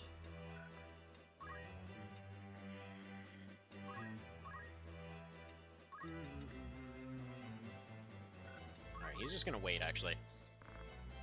But yeah, so he confirmed that he survived, Ophelia doesn't. Oh no, you made him not move. What are we possibly gonna do? It's because Ophelia hugged him? Yeah, he just... instant death. He's, what's-her-face from the X-Men. It just, like, instantly deletes anybody that touches them. That's how that works. Those dang death hugs. Alright, give him that re-raise. Oh wow, it reaches all the way up there, huh?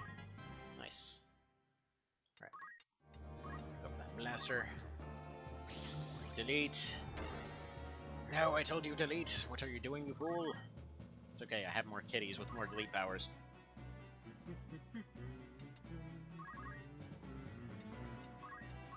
And what I want is to get all these guys petrified, because for some reason they're immune, or not immune to it. Oh, come on. 63%. This is basically XCOM rookie aim. They hit eventually. Frickin' finally. There we go. It'll do. Stop is just its way of saying they're basically petrified until they're petrified. Alright, we got haste and protect, that's fine. Fireball still can't do anything because nobody's hurt him. Alright, delete that one guy, please. Where are you going? Huh, I think he's just set to aggro to the other side of the map or some such. Zalmo's over here playing his genius games. It's like, I know that the big threat's over on the other side of the map. I'm not gonna go over there, are you crazy? Oh yeah, I was sending the links to the Pope fights, wasn't I?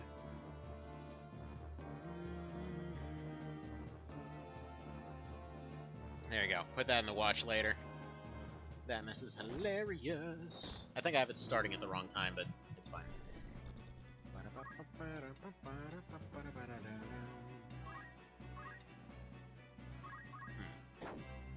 Yeah, I think we're just gonna fireball this guy. 95% chance for that sleep to hit. He's probably gonna get it off, no problem. I mean, he's still wasting his MP. I don't know why he's not using his Zuno to get his team back, but what? 5% dodge just rolled. Oh, nice. Nice, nice, nice. Yeah, RNG's in our corner today.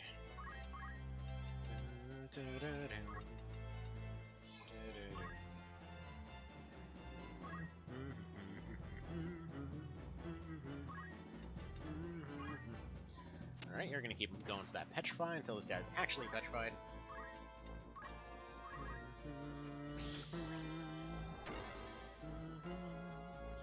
Alright, just got the stop again. Come on. Get that Petrify, you know you wanna. So we don't have to worry about him again. Not sure how he dodged while not moving, but that's fine.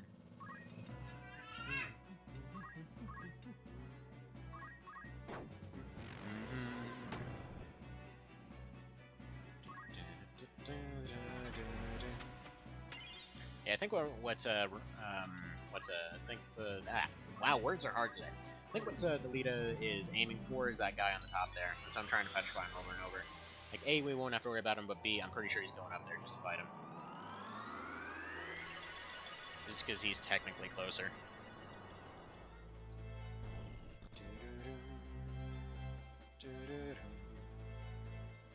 Or he's just working on cardio. You know, one or the other.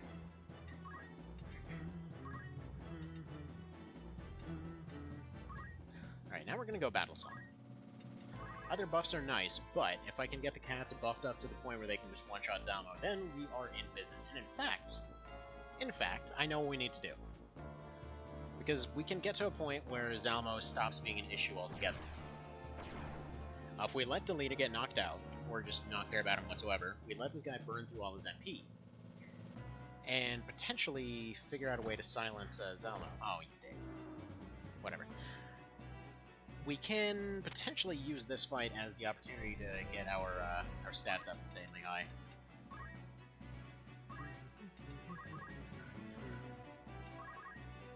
Because yeah, we just basically have all the... Actually, we can just do this in a random fight. There's no need to drag it out. He undeleted him. Alright, come on. Get rid of this guy already. Whatever, at least he's stopped.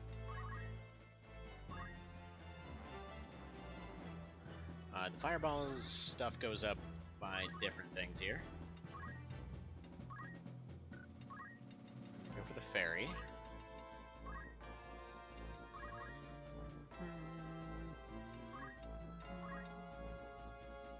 Alright. It's unlikely he'll start moving, so I need to go take this one out.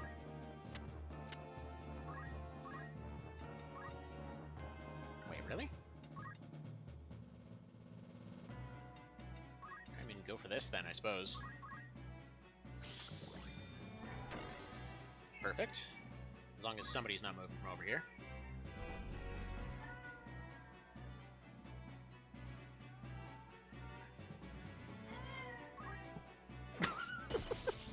Excuse me, sir. I need to go run an entire circle around this church so that I can go ahead and hit you with this move that I could have just walked 2 tiles over for. Oh well. You do as you do, Delita. You do as you do.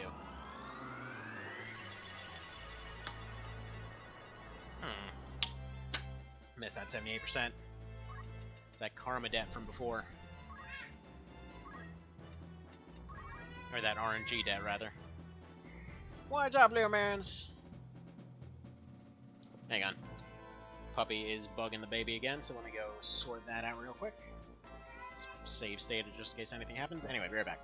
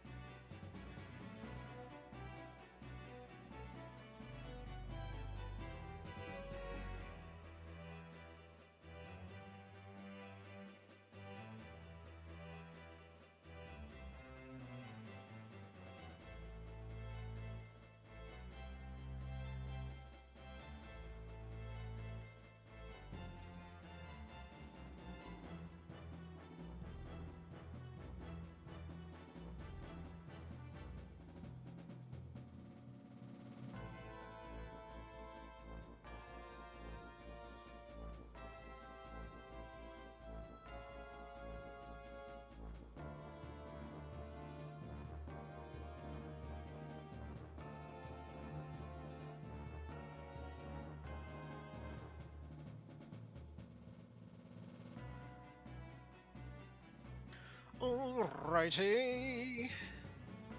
And we're back. So let's do this thing. Yeah, I'm pretty sure we already have this one. But I want to make sure that we're not taking too many losses here, so let's go ahead and get this one back up. Stop paying that RNG debt if we could. Now, this plan might be stupid, like I said, but this might be a convenient little setup here, where we can get Zalmo to the point where he can't really do very much. Again, I could just go to a random fight. Probably just turn somebody into a frog or some such, and then have everybody petrify themselves.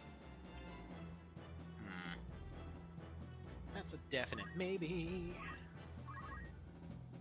Keep trying to get rid of this guy. Man, this guy refuses to be petrified. It occurs to me he might just be immune to petrify. That might potentially explain the thing where he doesn't get petrified. How about that? I should probably check that. Alright, Kitty's back up. Yeah, no, we're gonna do that whole petrification setup in a different one. Dude, what do you have against that frickin' kitty? What is your malfunction? Alright. Now, let's go ahead and double check this real quick. Are you immune to anything?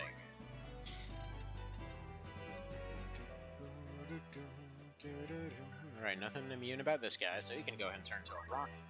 What about you? I think, does this about... Cancel silence. Cancels... Yeah, no, he's not immune. He's just really lucky.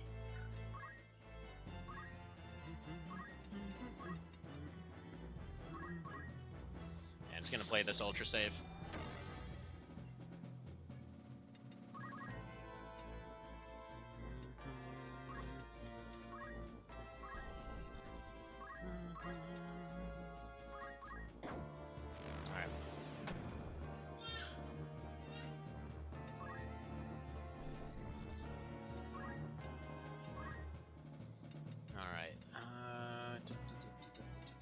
Let's just go for nameless again. Seems like a solid choice anyway. And that is a complete waste of your talent, sir, but okay, you just keep doing that. Eventually, we'll get you over to the side of the map where you should be doing what you should have been doing for the last 8 or so turns.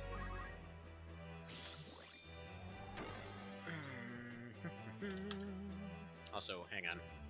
One more about 30-second pause here.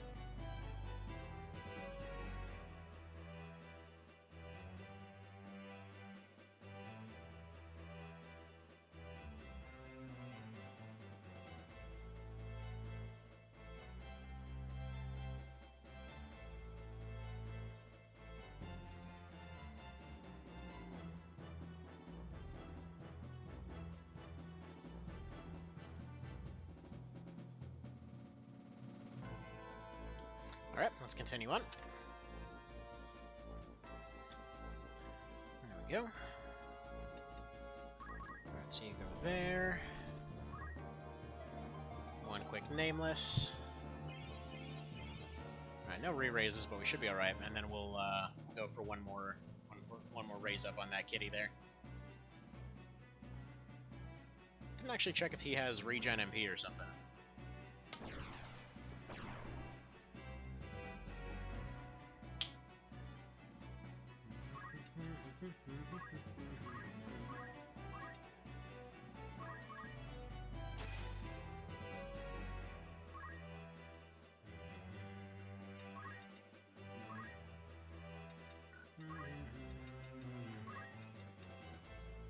my kitty back.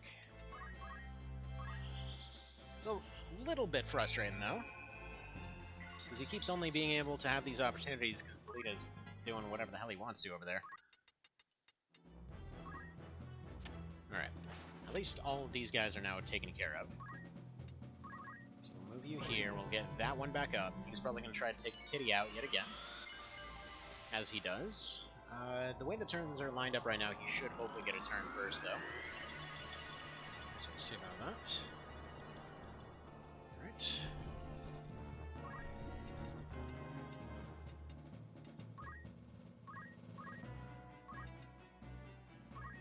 You go for that one.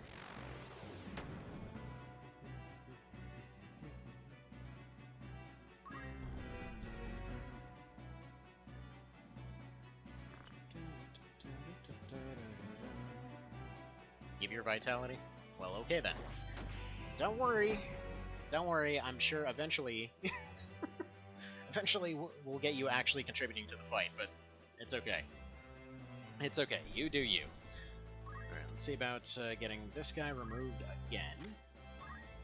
Again, preferring to go for this rather than the other one, because A, Azuna 2 is way more expensive for him. B, it's far less likely to hit, and C, he just doesn't seem to want to use it this time, so whatever. Now we'll go for that singing. Probably go for... we'll go for Angel Song just for safety's sake. Maybe Delita will get into range of that.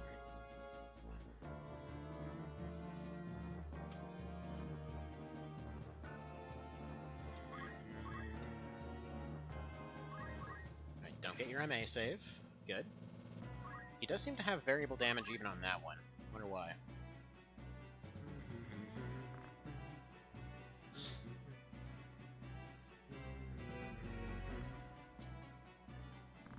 Do you know what you're doing? Pretty sure he does. Did they ever actually explain how the hell it is that Delita doesn't get named a heretic after this? Because he basically he knows exactly who he is. Granted, he doesn't exactly do a great job hiding any part of who he is. And then he just goes on to become king anyway. It's like, what are these rules exactly? I can just do what I want. Get your 98% crap out of here.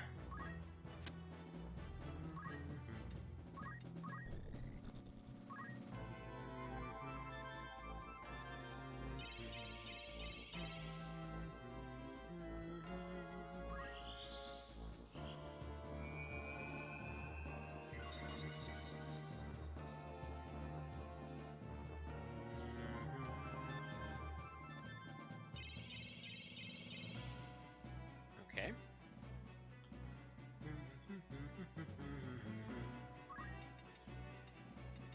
Now, let's see. Yeah, he should just be able to trap him. Same exact thing as before.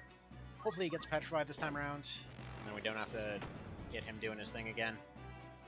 I think Azuna 2's AoE, which again would make this a little bit of a threat, but if they're all just critical and petrified, then who cares? There we go. Keep doing that. There we go. Delita might actually do stuff. No, he's still just going for that guy. What do you have against random grunts, man? Wait, is that it? I mean, it's a cutscene anyway. Nah, that's definitely not it. I thought there might have been a secondary condition. But I guess not. Alright, so now he's got his MP back. We'll go ahead and go for... I guess Nameless Song's the safe one. Could go for Battle Song, but yeah. Or, no, we'll go for Battle Song.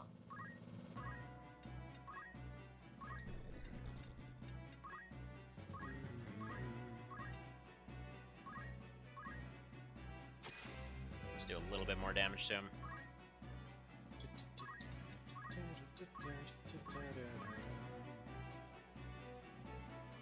What is his Brave this time around?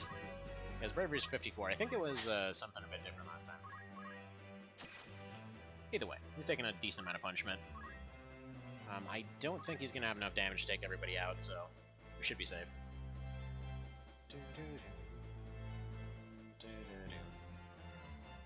Let's see, are the in-battle conversations based on percentage of HP or turn count or other triggers? Basically same as TO, where sometimes it's health triggers, like in this case, most of the time it's health triggers. I can only think of a few times where it was actually the amount of turns. But yeah, most of the time it's health triggers. Like in this case, he just reached below half, so Rams started talking about religion. Before that, he started taking his first hit, so he started talking to Delita. Some stuff they tend to go for first round. Oof. Okay, yeah, we're just gonna go for Life Song, I think.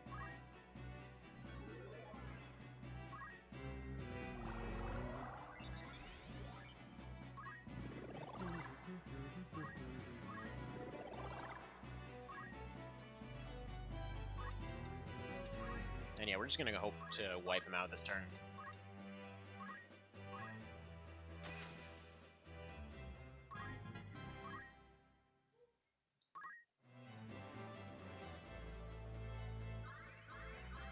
Or then again, we might just be able to get that self-destruct off. That might not be the worst idea in the world.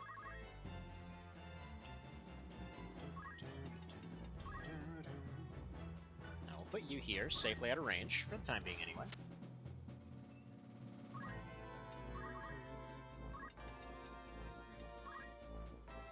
Alright, how much damage? 200?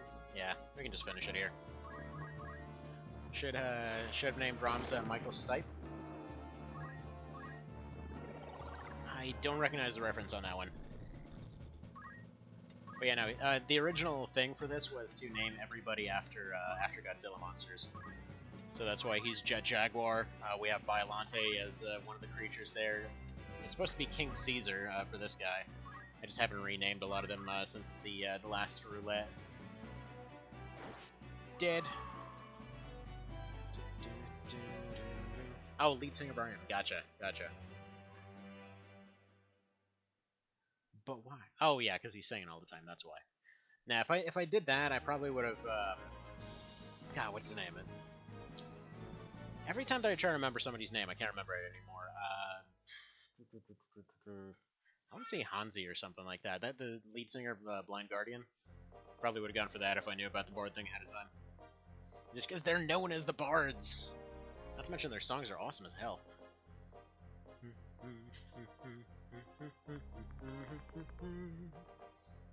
But yeah, if you ever wanted a song that you can hear like 500 times and not get tired of it, just oh yeah, oh, Losing My Religion. Oh, gotcha. I mean, there are Blind Guardian songs about that too. Like there's one of them called Age of False Innocence that's literally about somebody being branded a heretic. So there's that too. You know. It works. Alright.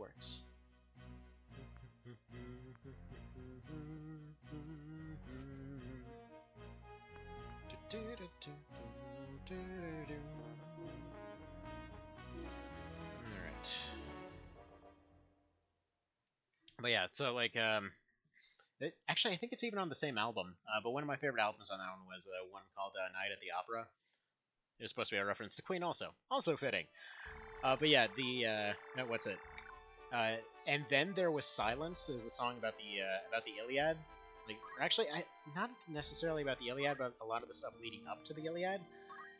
And yeah, easily my favorite song of all time. Like that song is one that I've heard since hell. I've been listening to that crap on loop since like 2008, and I still love it. It's just yes, it is a 15-minute long song, but it's just got everything you could possibly want in a song. Granted, taste may vary. Not to mention it doesn't hurt that there's 3 versions of it, so that's always nice. It's like they have the rough original version, which is personally my favorite, just because it's got the most power to it. They've got the kind of cleaner one from 2011, and then somebody actually came up with a interesting mix of all 3 or all the other 2. So that was nifty. Now, if I recall, let's see, Bed Desert, that's going to be Poison Bomb Guy. Bethla Garrison, that is going to be the Slewis, right? And then we're into Chapter 4.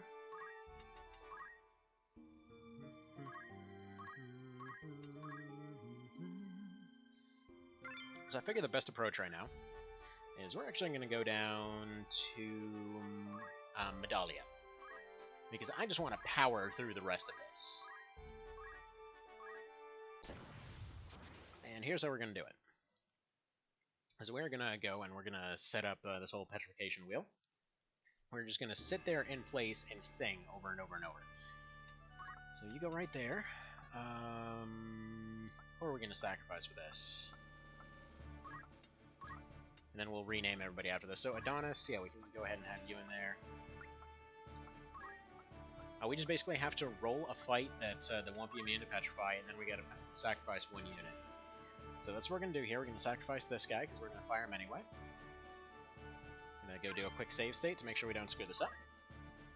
And here we go.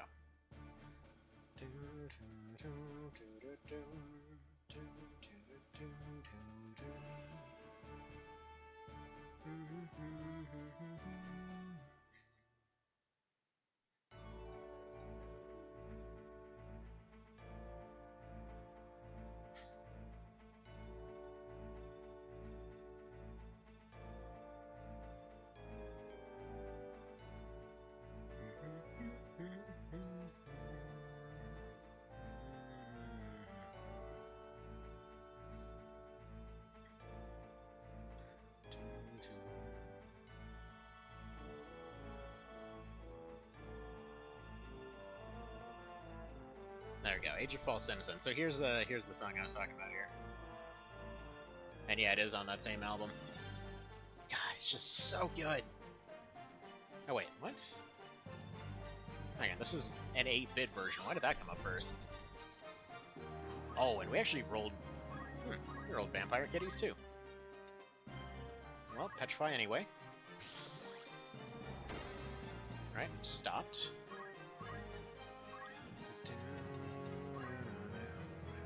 Now, oracles tend to have anti-petrification items, so we'll see how that works out.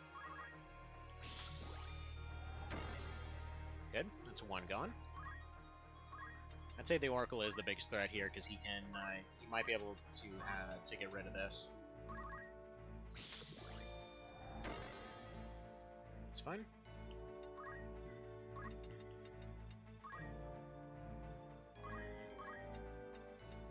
Alright, let's go for Nameless.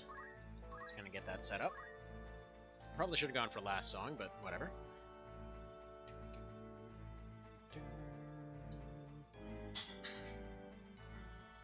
Looks like that album has a reference to the Dragonlance novels. Which one? Night at the Opera? I don't recognize the novels, but then again, there's a lot of stuff, a lot of books that they reference that I actually haven't read. Like hell, they have several songs about the Silmarillion that just man, really freaking awesome, but no idea what's going on half the time. Like there's one called Time Stands Still at the Iron Hill. That apparently is just about some random dude that's like, yeah, I'm gonna go fight a god now. It's just the sheer metalness. Yeah, Soulforged. Oh, gotcha. That's what that's about. I thought that one seemed a bit different from the others. Okay, always wondered what it was.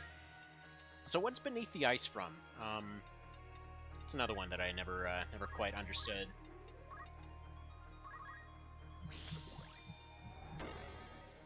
See, Silmarillion is a terrible thing to read. Oh yeah, that thing looked horrifying to try to get through.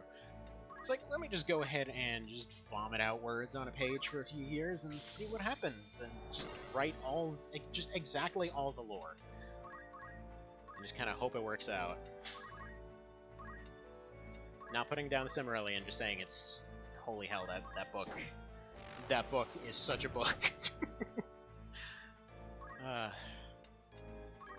I don't know what it actually consists of.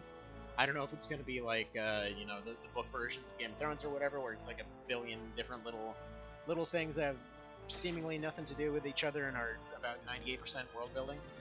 See, Under the Ice is about Cassandra Cordelia. Really? I don't remember any ice in that story. Hell, I don't remember any ice in that region, period, but alright. Because I know Then There Was Silence was about Cassandra. It's like the entire song is just her trying to warn everybody about this war, you know, about the whole Trojan horse thing. And as per usual, because it's, you know, Cassandra, they're like, yeah, that's, you know, hilarious. We know all this other stuff you predicted, but screw it, we will literally never listen to you for any reason whatsoever. And, you know, doesn't work out so great. But yeah, and Then There Was Silence, easily my favorite one of their songs. What's it? I think that is the name of that story? There's another name for the book that, not exactly the book, but it's like a series of different different interpretations of the stuff before the Iliad through the lens of other Greek myths. And hang on, I need to look at my thing here real quick, because I only found out about the name of that not too long ago. Let me look here. Let's see, I have an impossible time getting into Silmarillion. Don't know why. I love LFCR on The Hobbit. It's probably because it is an absolute clusterfuck to get through. Alright, so now we need one of them to be critically injured, so they hang out in a corner. Oh, hang on, one moment.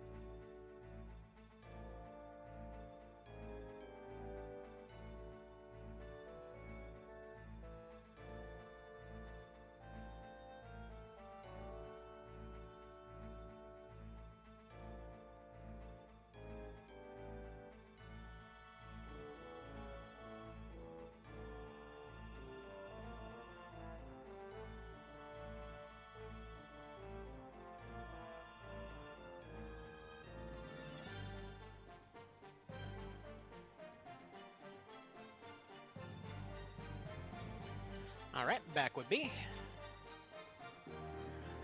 So the Aeneid? No, yeah, that was the one where they had everybody die. No,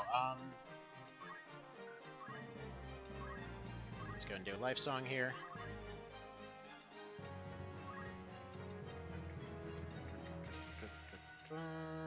Okay, where are the enemy ones?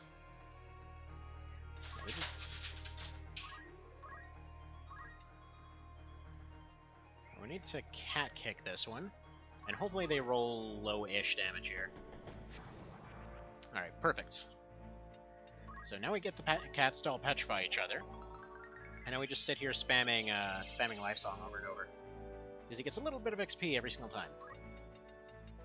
And so that's basically how you do this loop. You set it up so that he can essentially finish off the last enemy. You put them off on the opposite side of the map. You have the 3 other units petrify each other. Kill off one unit, or just, you know, if they happen to get petrified, petrify themselves. Or hell, just run over here and self-destruct, sure. Wait a minute, how would that work? Why would I do that? Now that I think about it, it only works if a cat does it.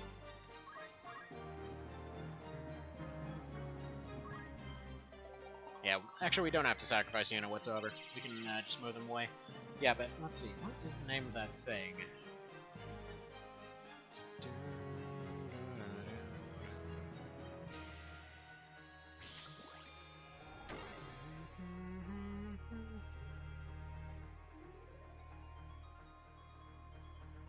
Because yeah, one of my favorite things to watch is this. What's it? Overly sarcastic here because they've got some really good summaries of a lot of different myths and stuff. So you can very easily recommend them. By the way, yeah, this friggin' chair swivels around so much it feels like I'm sitting on a spike. It's kind of falling apart, unfortunately. Let's go petrify that one. Gonna try to set the final one on a passive AI whenever they're left over.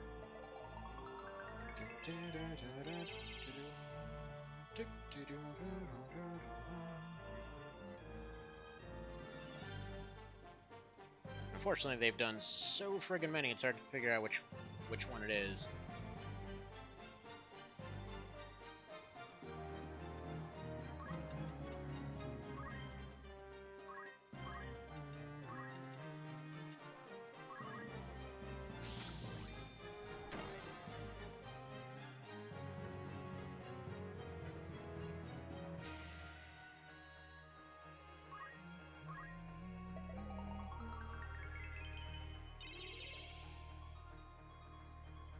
Now, I want to say it's the Theogony, but no, that's the one before it, even. Dang it, it's one of you. I know you're in here. There's just too many. Alright, you keep doing your thing. Hopefully this guy will decide to run away eventually. Oh, he's going for that too? Oh, you dick. Man, that's terrible, terrible kitty. We're just gonna have to move away from him so he stops.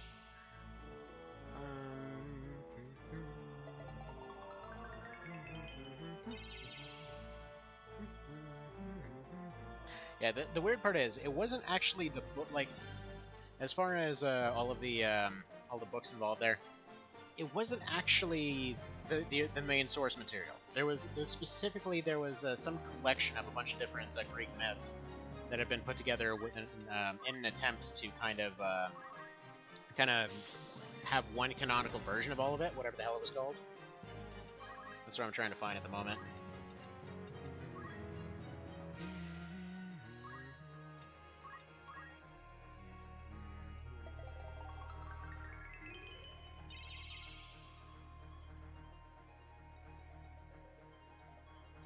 Was it this one?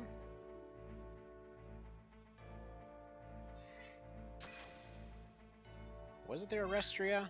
Might be. I'm gonna... Okay, I don't have the volume on right now. I think it was the Orestria. Not sure. Just a random thought that seems like it might be plausible. Let's petrify him. Hopefully he goes for the petrify on the last one. And yeah, we're just trying to get as many levels as possible.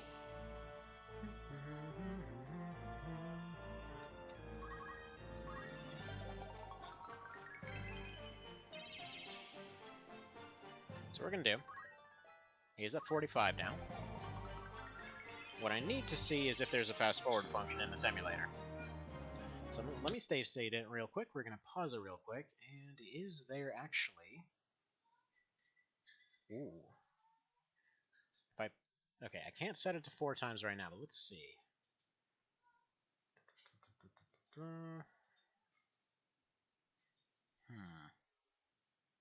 Alright, we're gonna exit this real quick. We're gonna go back to it. Don't worry, I save stated it. Let's see here. First of all, config. Let me see what my buttons say. Because there has to be a rapid fire or something like that. Okay, that's all well and good. Where are my extra stuffs? Well, yeah, controls are fine. Let's see, plugins. Are there any other plugins? I don't really know.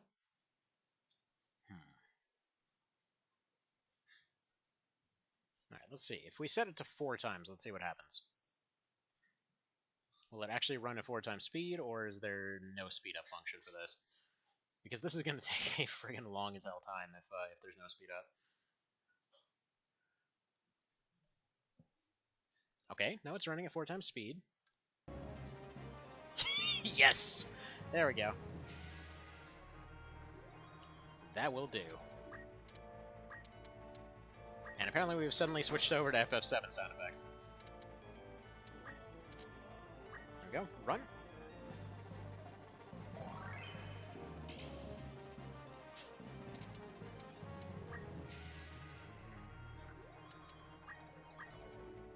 Yeah, you know what? This will work. I don't know how long it'll take, but it'll work. Weirdly enough, the frame rate seems bizarrely smooth.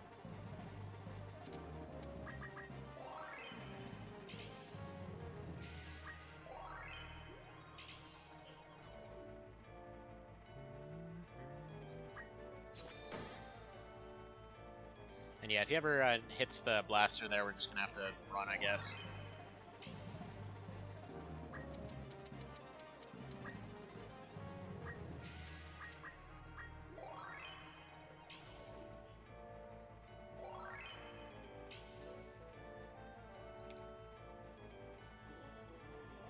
See, does Petrify wear off? In TO, it does. Wears off, it depends. It depends how long it takes, but yeah, I believe it's like 1 to 5 turns in vanilla. And I want to say it's consistently like 4 to 6 or so when it came to the other one.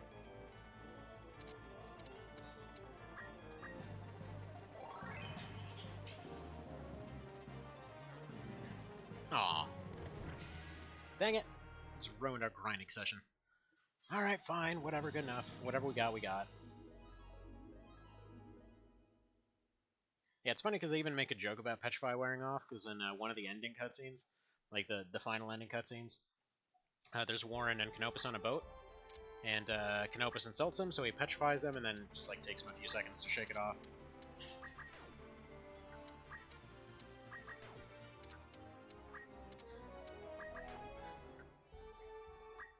Right, so what did we get out of that? We are now 45, that's it?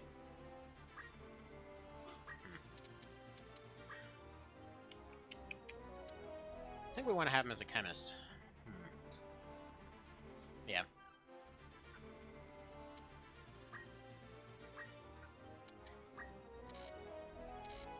Because I want him to have maintenance. Actually, no.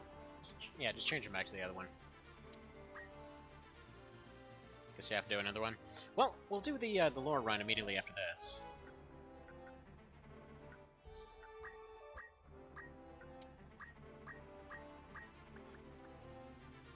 Okay, that setup will work just fine.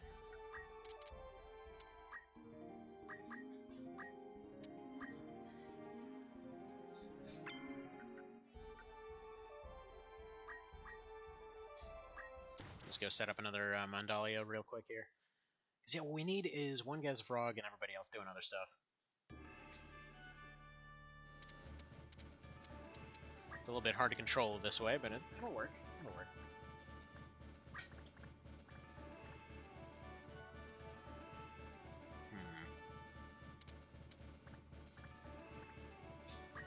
Alright, we'll see if this will be enough.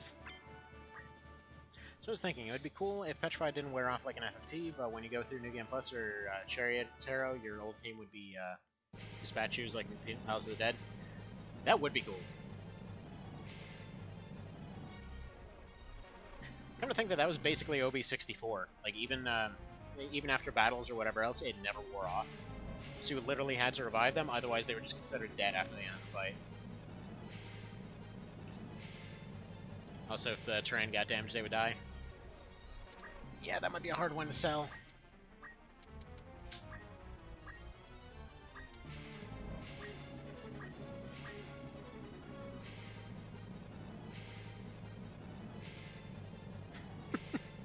The music's weirdly awesome right now.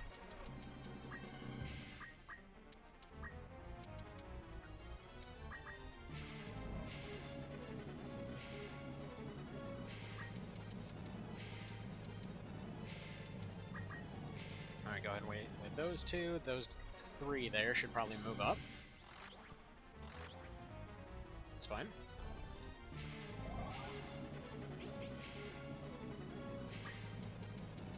Alright, so what we need is to get the frog proc here. Didn't get it.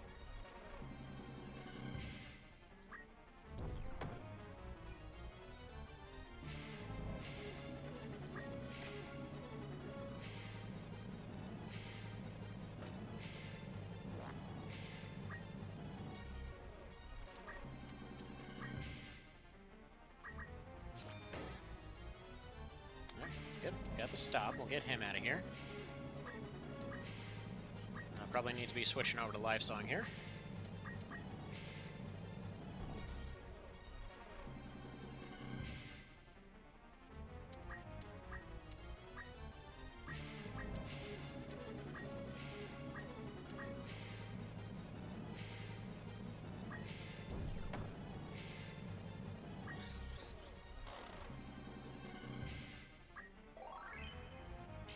Funnily enough, I think the slow might cause him to get more attacks per round.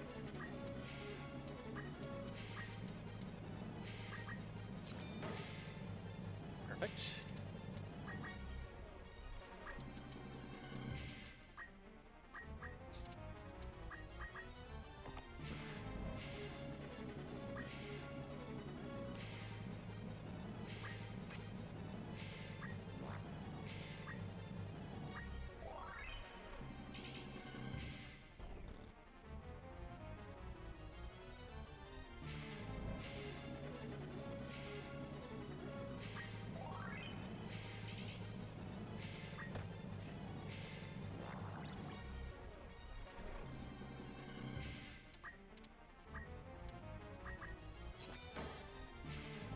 Close enough.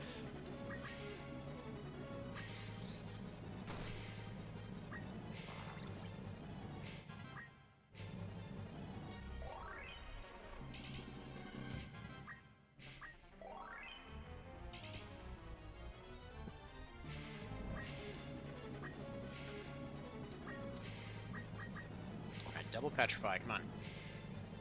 Frog is even better.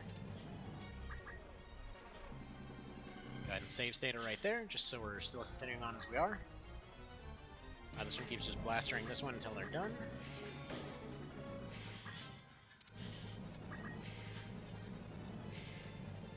Sounds like a friggin' crazy carnival going on. This music's hard to describe right now. But yeah, we'd definitely say the petrification mechanic in OE64 is pretty similar to what you're talking about there, Evan. Basically for that one, if they get petrified, they're functionally dead. You can't use a revive item unless you happen to have a, well, that game's version of a soft. It's just a revive stone. Which is just like this weird, spiky fruit-looking situation. Anyway, though. Hey, I think they just went to sleep. But yeah, you gotta go pay to revive them. It's slightly less than actually bringing them back from death. But at the end of the fight, they just functionally die if they're still a statue, and if you continue to leave them dead, then they become a zombie. Which is honestly the best way that they've handled undeath in the series, as far as I'm concerned. It's the one time when it actually made sense.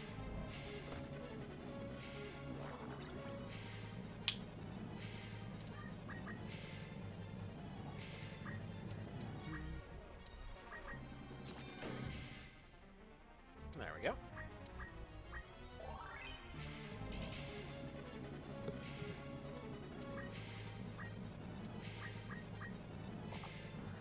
Grind time? Dang straight it is. Alright, we got double Frogos.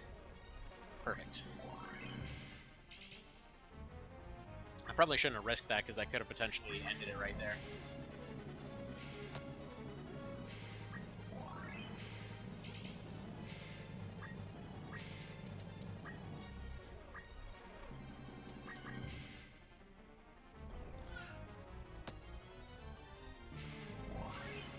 Alright, so now we have the cat petrify a couple things. We petrify the cat, and then we just set the Marlboro to kind of do whatever. Or I guess we could go for the double petrify right here, because he's more liable at it. We got one petrified.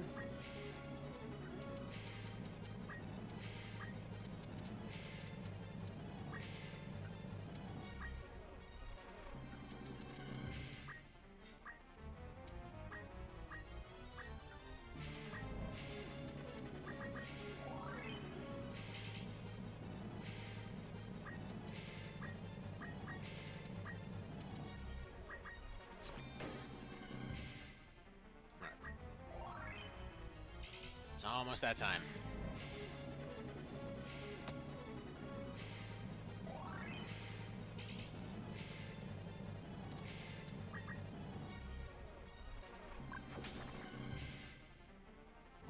doing? That is not running, is it?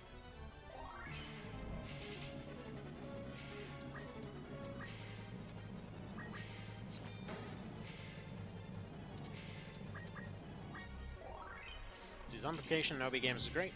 Gave it a darkly real feel. The contrasts are not as great in Obi 64 as it was run over a bit. It's Magnus, yeah. It was a little bit iffy. I think Magnus was actually the... I want to say it was the only one... yeah, I think he was the only one that could actually avoid it just innately. I think Petrification was the only thing he was actually immune to. Because there were two enemies that could instantly petrify. You had the Cockatrices, which had about... Wait, boosting ROMs and then re-rolling new monsters? Yeah, that's why I haven't renamed anyone. But yeah, so yeah, if it ended up hitting Magnus there, he would have been fine, but he would have taken a crap load of damage. Usually enough, it was enough to one-shot him anyway. But still. So it was that and whoever had the Blessed Shield. They were the only ones that were actually immune.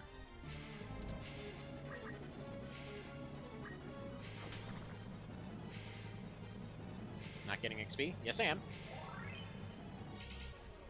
I have XP notifications turned off.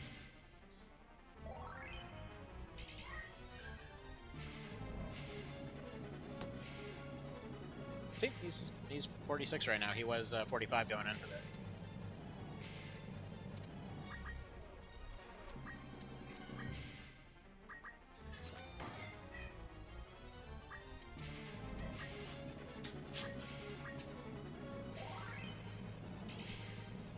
See, if Ramza heals and no one gains HP, get nothing? Okay. Well, then we'll make sure that happens. Let's see, or we'll just go ahead and... Guess we'll just go for Magic Song then.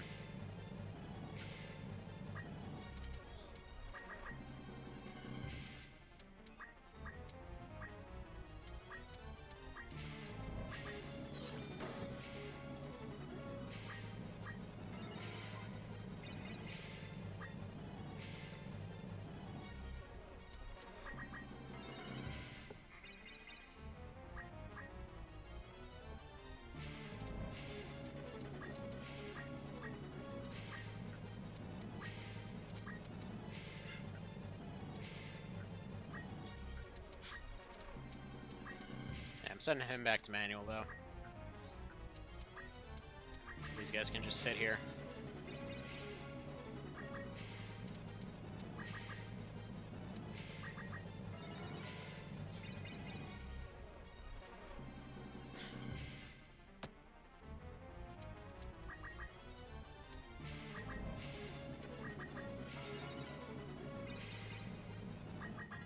It seems like the magic attack one is a little bit more reliable than the physical attack one.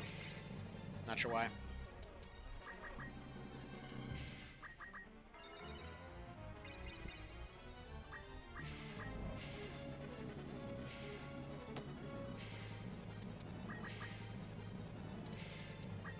Now, what I should have considered going into this was probably giving him CT save. So he's just getting so many turns in a row that it doesn't even really matter what everyone else is doing. Now, quick question. If he has CT save, and, like, let's say his speed gets ridiculously high. See, they're both at 60%? Weird. I don't know why the physical one was having such a hard time rolling last time, then.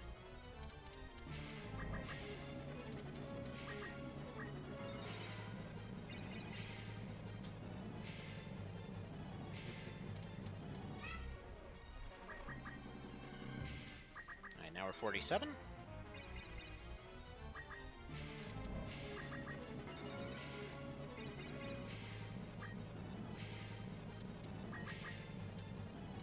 See, this is why 50 became the cap after this, I think. What about CT save? Okay, so if you make their speed absolutely ridiculous, like if you just use CT save to kind of give them a recovery time that's near instant, would they functionally be able to get infinite turns, or would they never be able to get a song off? Like, I have a feeling slower is better, is why I'm asking.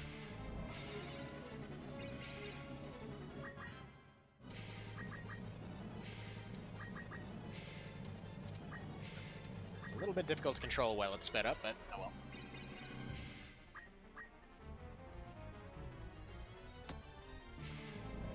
Never get a song off unless you wait 50 times.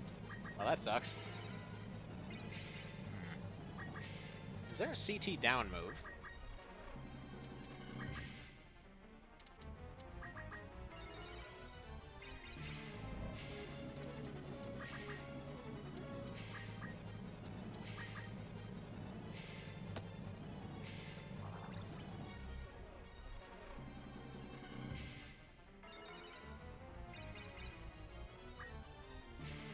Songs resolve at the same effective speed all game. Okay.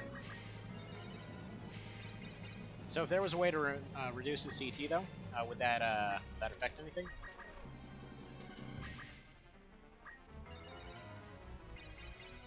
Also, I just want to see if there's any way to just kind of set it up in such a way that you can just kind of set it and forget it and let them go all the way to 99. Like, you could actually pull that off in TO if you wanted somebody to get max weapon proficiency, even in the original game. Because that pretty much friggin' never happened unless you grinded to some ridiculous degree. But what you could do is, like, you give them a real sucky weapon, like you give them a stick or something for training up cudgels, because nobody ever wants to train cudgels. And so basically all you do is you'd get them and a cleric, like, usually probably just make them a cleric. And then you just basically get a rune fencer, box them in with barricades, and then you just have the two of them beat the hell out of each other with sticks for ages, while somebody else goes and heals them in the background. It was weird, but it worked. So that's why magic sucked in late game vanilla. End game speed values were so high, magic never landed. Oh, well, poo. Yeah, they never seem to balance end game whenever Matsuno's involved, do they? It's like they just kind of make the start of the game. They're like, well, let's hope this works out. I'm sure the archers will never become an army of Rambos.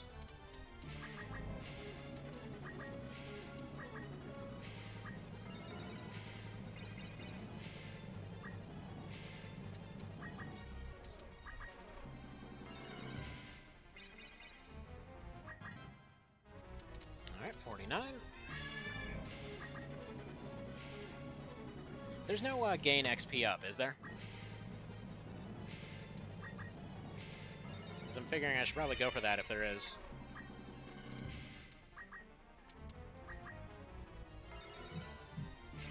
Wait, there is? Who has it?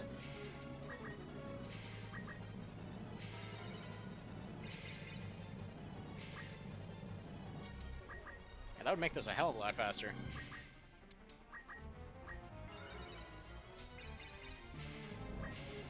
Calc had it in vanilla? What about in this? Vanilla's all well and good. Who has it in this? Wait a minute, doesn't Geo have it innately or something? Forget if I moved it from Sage? Let's see.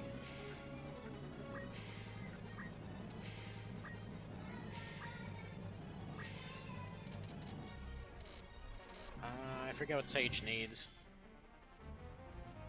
Sage wasn't it just all magic classes? That would probably just take longer than just continuing on like this.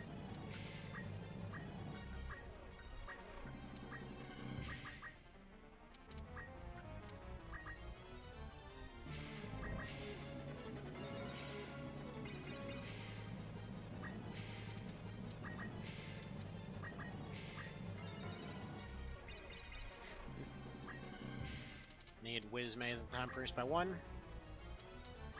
Yeah, that would be 3 extra fights. In all honesty, just continuing on as we are is probably about the same thing. Let's speed it up a little bit, but meh.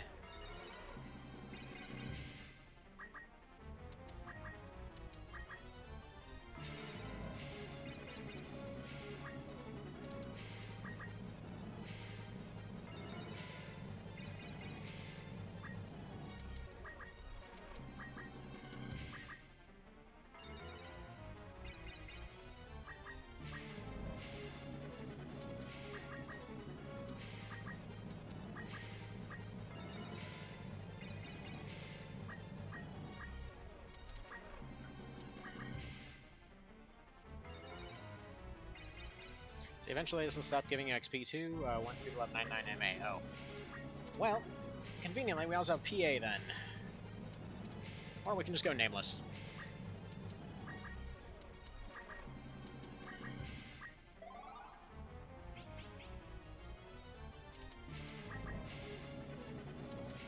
I guess actually this might end up being faster if you think about it. Like, sure, it's only going once per round, but it's also not giving pop-ups. Nameless is way slower? Okay, well, fine. Jeez.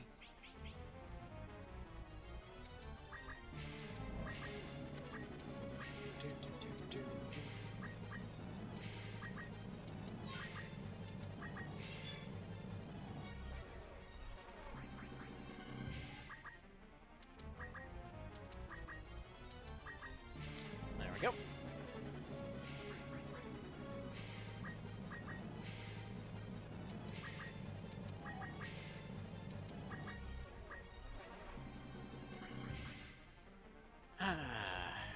Alrighty then. Well, I could give everyone else XP while doing this. Which I guess these guys will get replaced immediately after anyway, so it doesn't matter too much.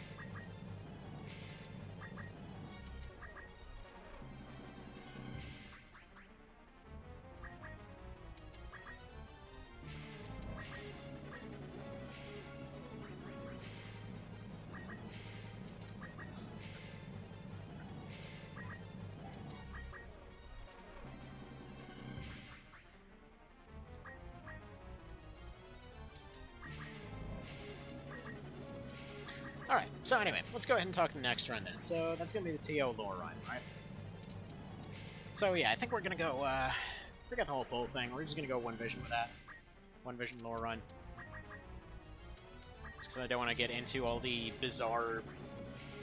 It's weird to call them historical inaccuracies, but it's just like, I wonder what exactly was the mindset behind some of the weird stuff in vanilla. Like, the one that always gets me is, like, why exactly is it called the Viking sword? Like, are there Vikings in this? I mean, the only other Vikings kind of in the whole genre there were from FFT 2, and they didn't use them. And sure as hell isn't a real world Viking thing, and a lot of the other stuff seems not about that. Though I will say, I think I mentioned this before, but TO actually makes more sense from a logical perspective than often comes to mind. Because yes, they make a lot of crap out of leather. And if you think about it, they've got what basically equates to sources of leather running around rampant all over the dang place. Like, in real life and all that, we had cows, we had horses and all that, but, even with breeding and everything else, it was just too expensive. In that case, they've got friggin' griffins going on all over the place. They've got griffins all over, decorating stuff all over the place. Kind of implies that they're a big source of both food and materials for them. I mean, it's enough to the point where just everyday people on the field are gladly wearing feathers in their hats, which happen to be the same color as those. I don't know if it was intentional, but many of the classes do wear feathers. I don't know, just a thought. What do you guys think?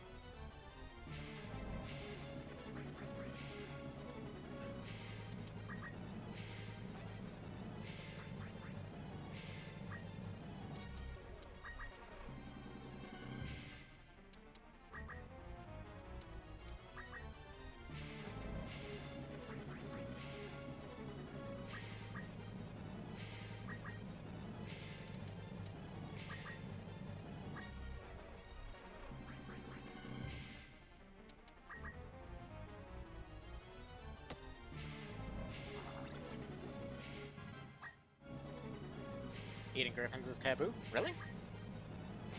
I don't recall that coming up ever. I mean, you can literally do that. Every time they go and sell a griffin to the store, they're like, here's a braised skewer. It'll give you dex.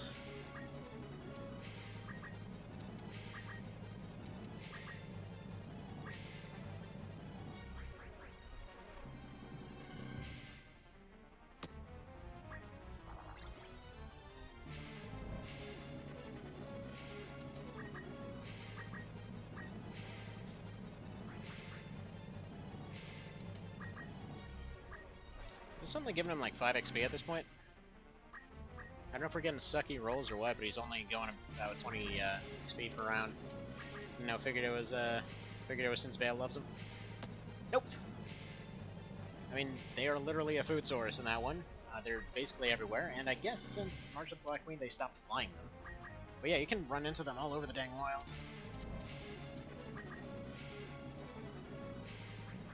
Not to mention they apparently completely occupied all the floating islands and everything.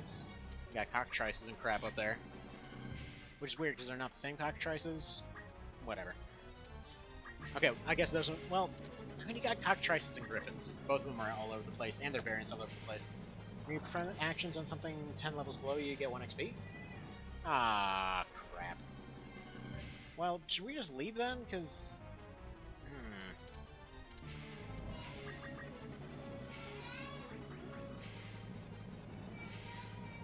You do stuff productively, you need to get Ramza. Alright. New plan. New plan. Cat's just gonna scratch him over and over, he's gonna go for the health. Yeah, exactly what you just said.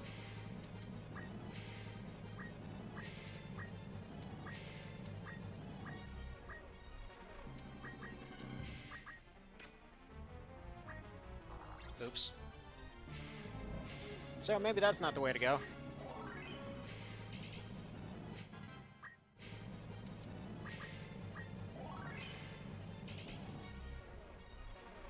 See, since it's hitting Ramza, it'll get 10 times every time? Okay. Well, we're gonna wait a second, because he needs to recover from that 400 damage hit.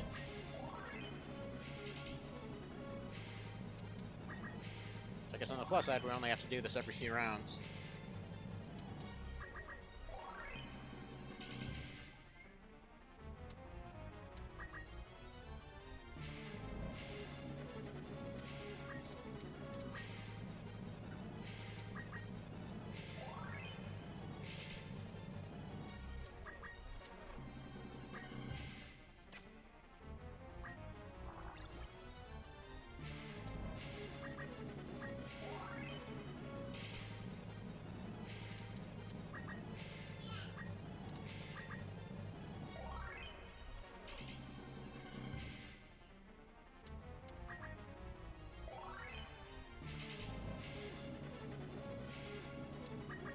There we go, that's more like it. That's more like it. Now if we get that poison, that might do something good too. Alright, how good is Marlborough at this point? Yeah, do it.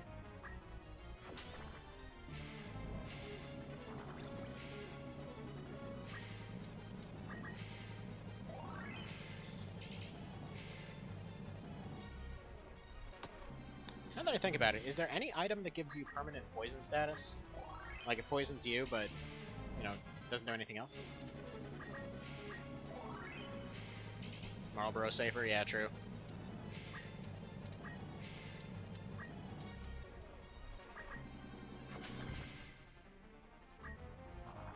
I was just kind of hoping he would get that poison proc off.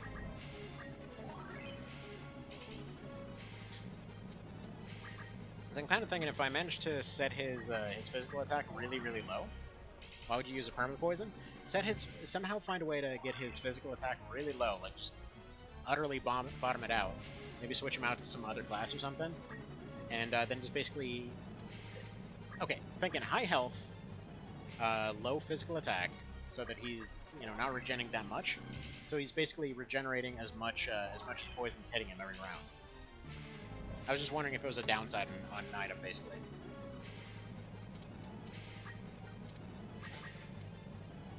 Scratch.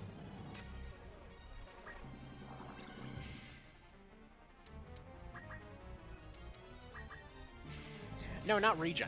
I don't mean, what's it? Just don't use auto regen? I mean more regenerating through singing here. Like, I should definitely have gone for a different move than auto regen, but I just never took it off.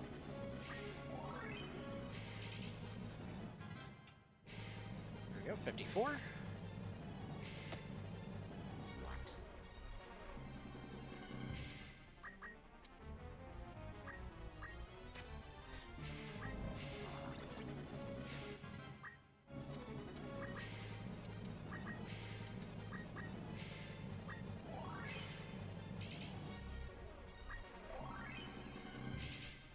probably should have gone for the physical up too.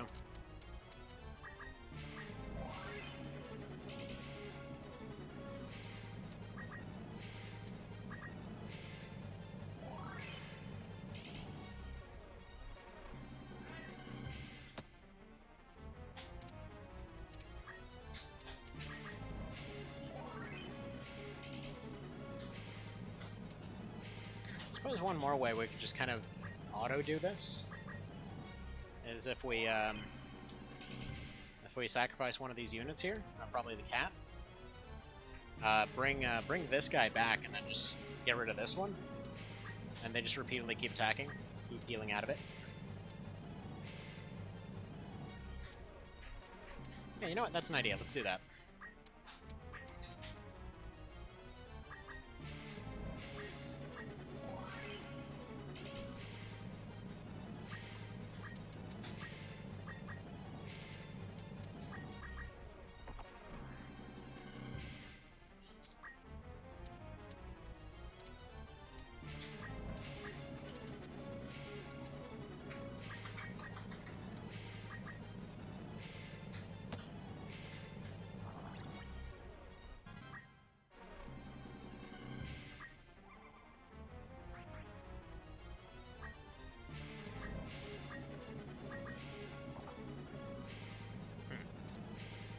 Can I not do that now?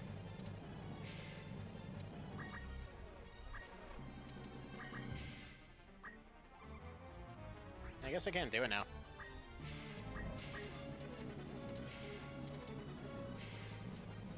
Oh, whatever, let's go Angel Song until he takes another hit. Or are you trying to BB? What do you mean?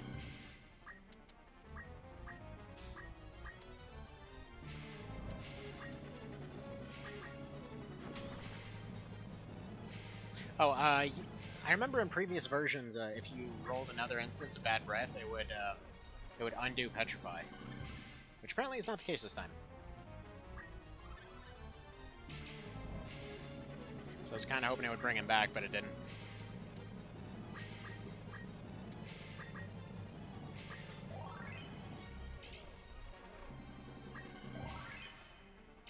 Can't do Unpetrify with Petrify?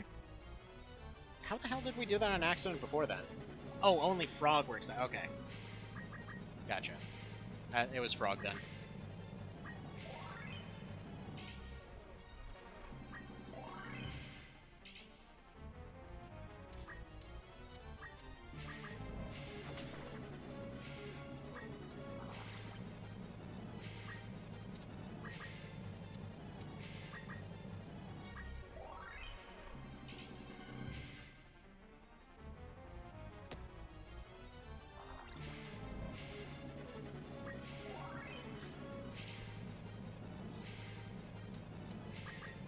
But yeah, my idea there was basically just to get rid of Biolante and bring in the Dragoon over there, and then just basically keep healing.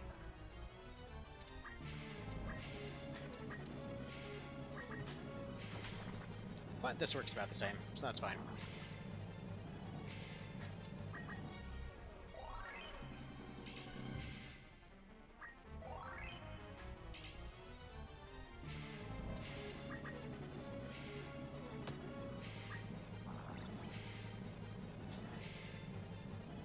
This music is gonna be stuck in my brain all day. I'm telling you now.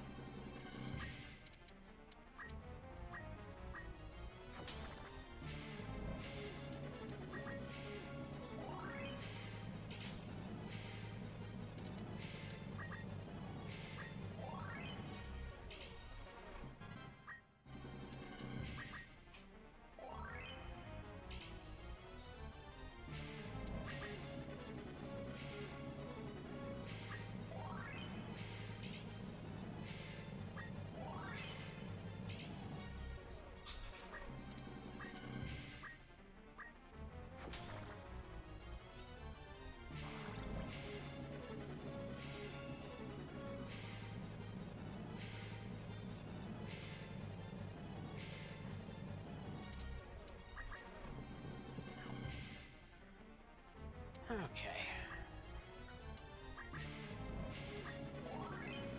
He gets one more life song, he can get hit one more time. There we go.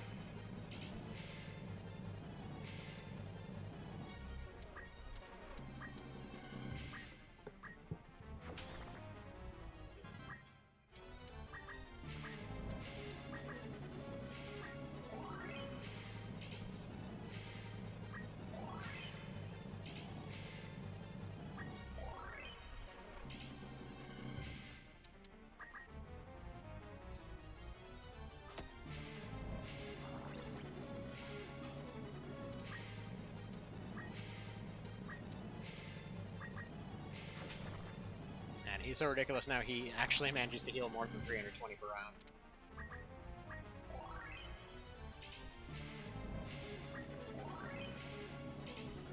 If only it were actually possible to do this in real life. Just somehow sing so good that you'd finally become functionally invincible and punch a boulder in half. Just regenerate friggin' bullet wounds.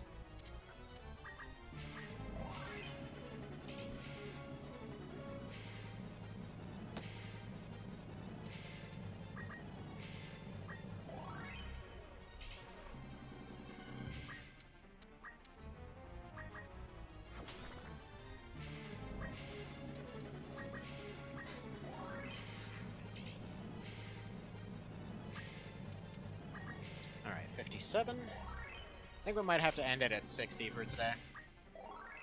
Or hell, I might just off-screen the rest, to be honest.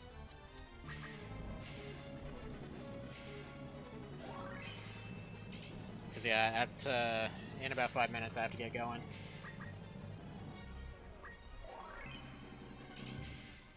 I think that's what we'll probably do.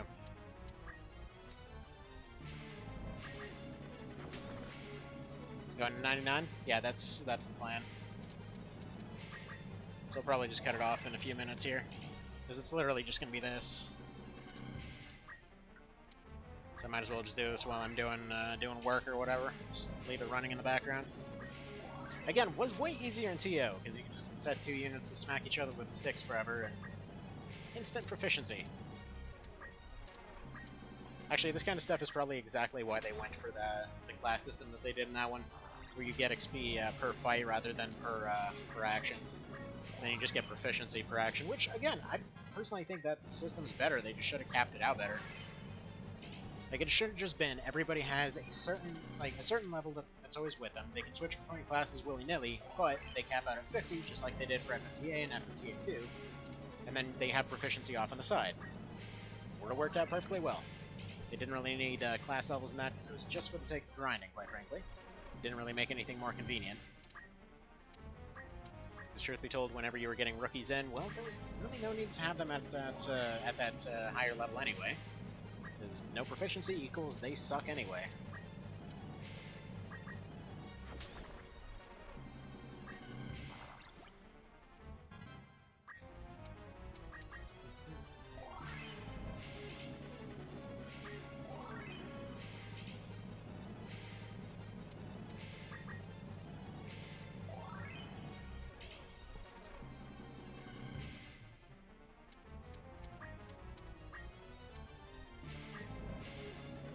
I just want to say again, sorry for the slow inputs. It just goes all over the place because it's running at 4 times speed. Alright. Actually, it looks like the kiddos are getting upset in the background, so I gotta get going anyway. So thank you guys for stopping by. I will... here, I'll save state now. These guys will be at 99 next time.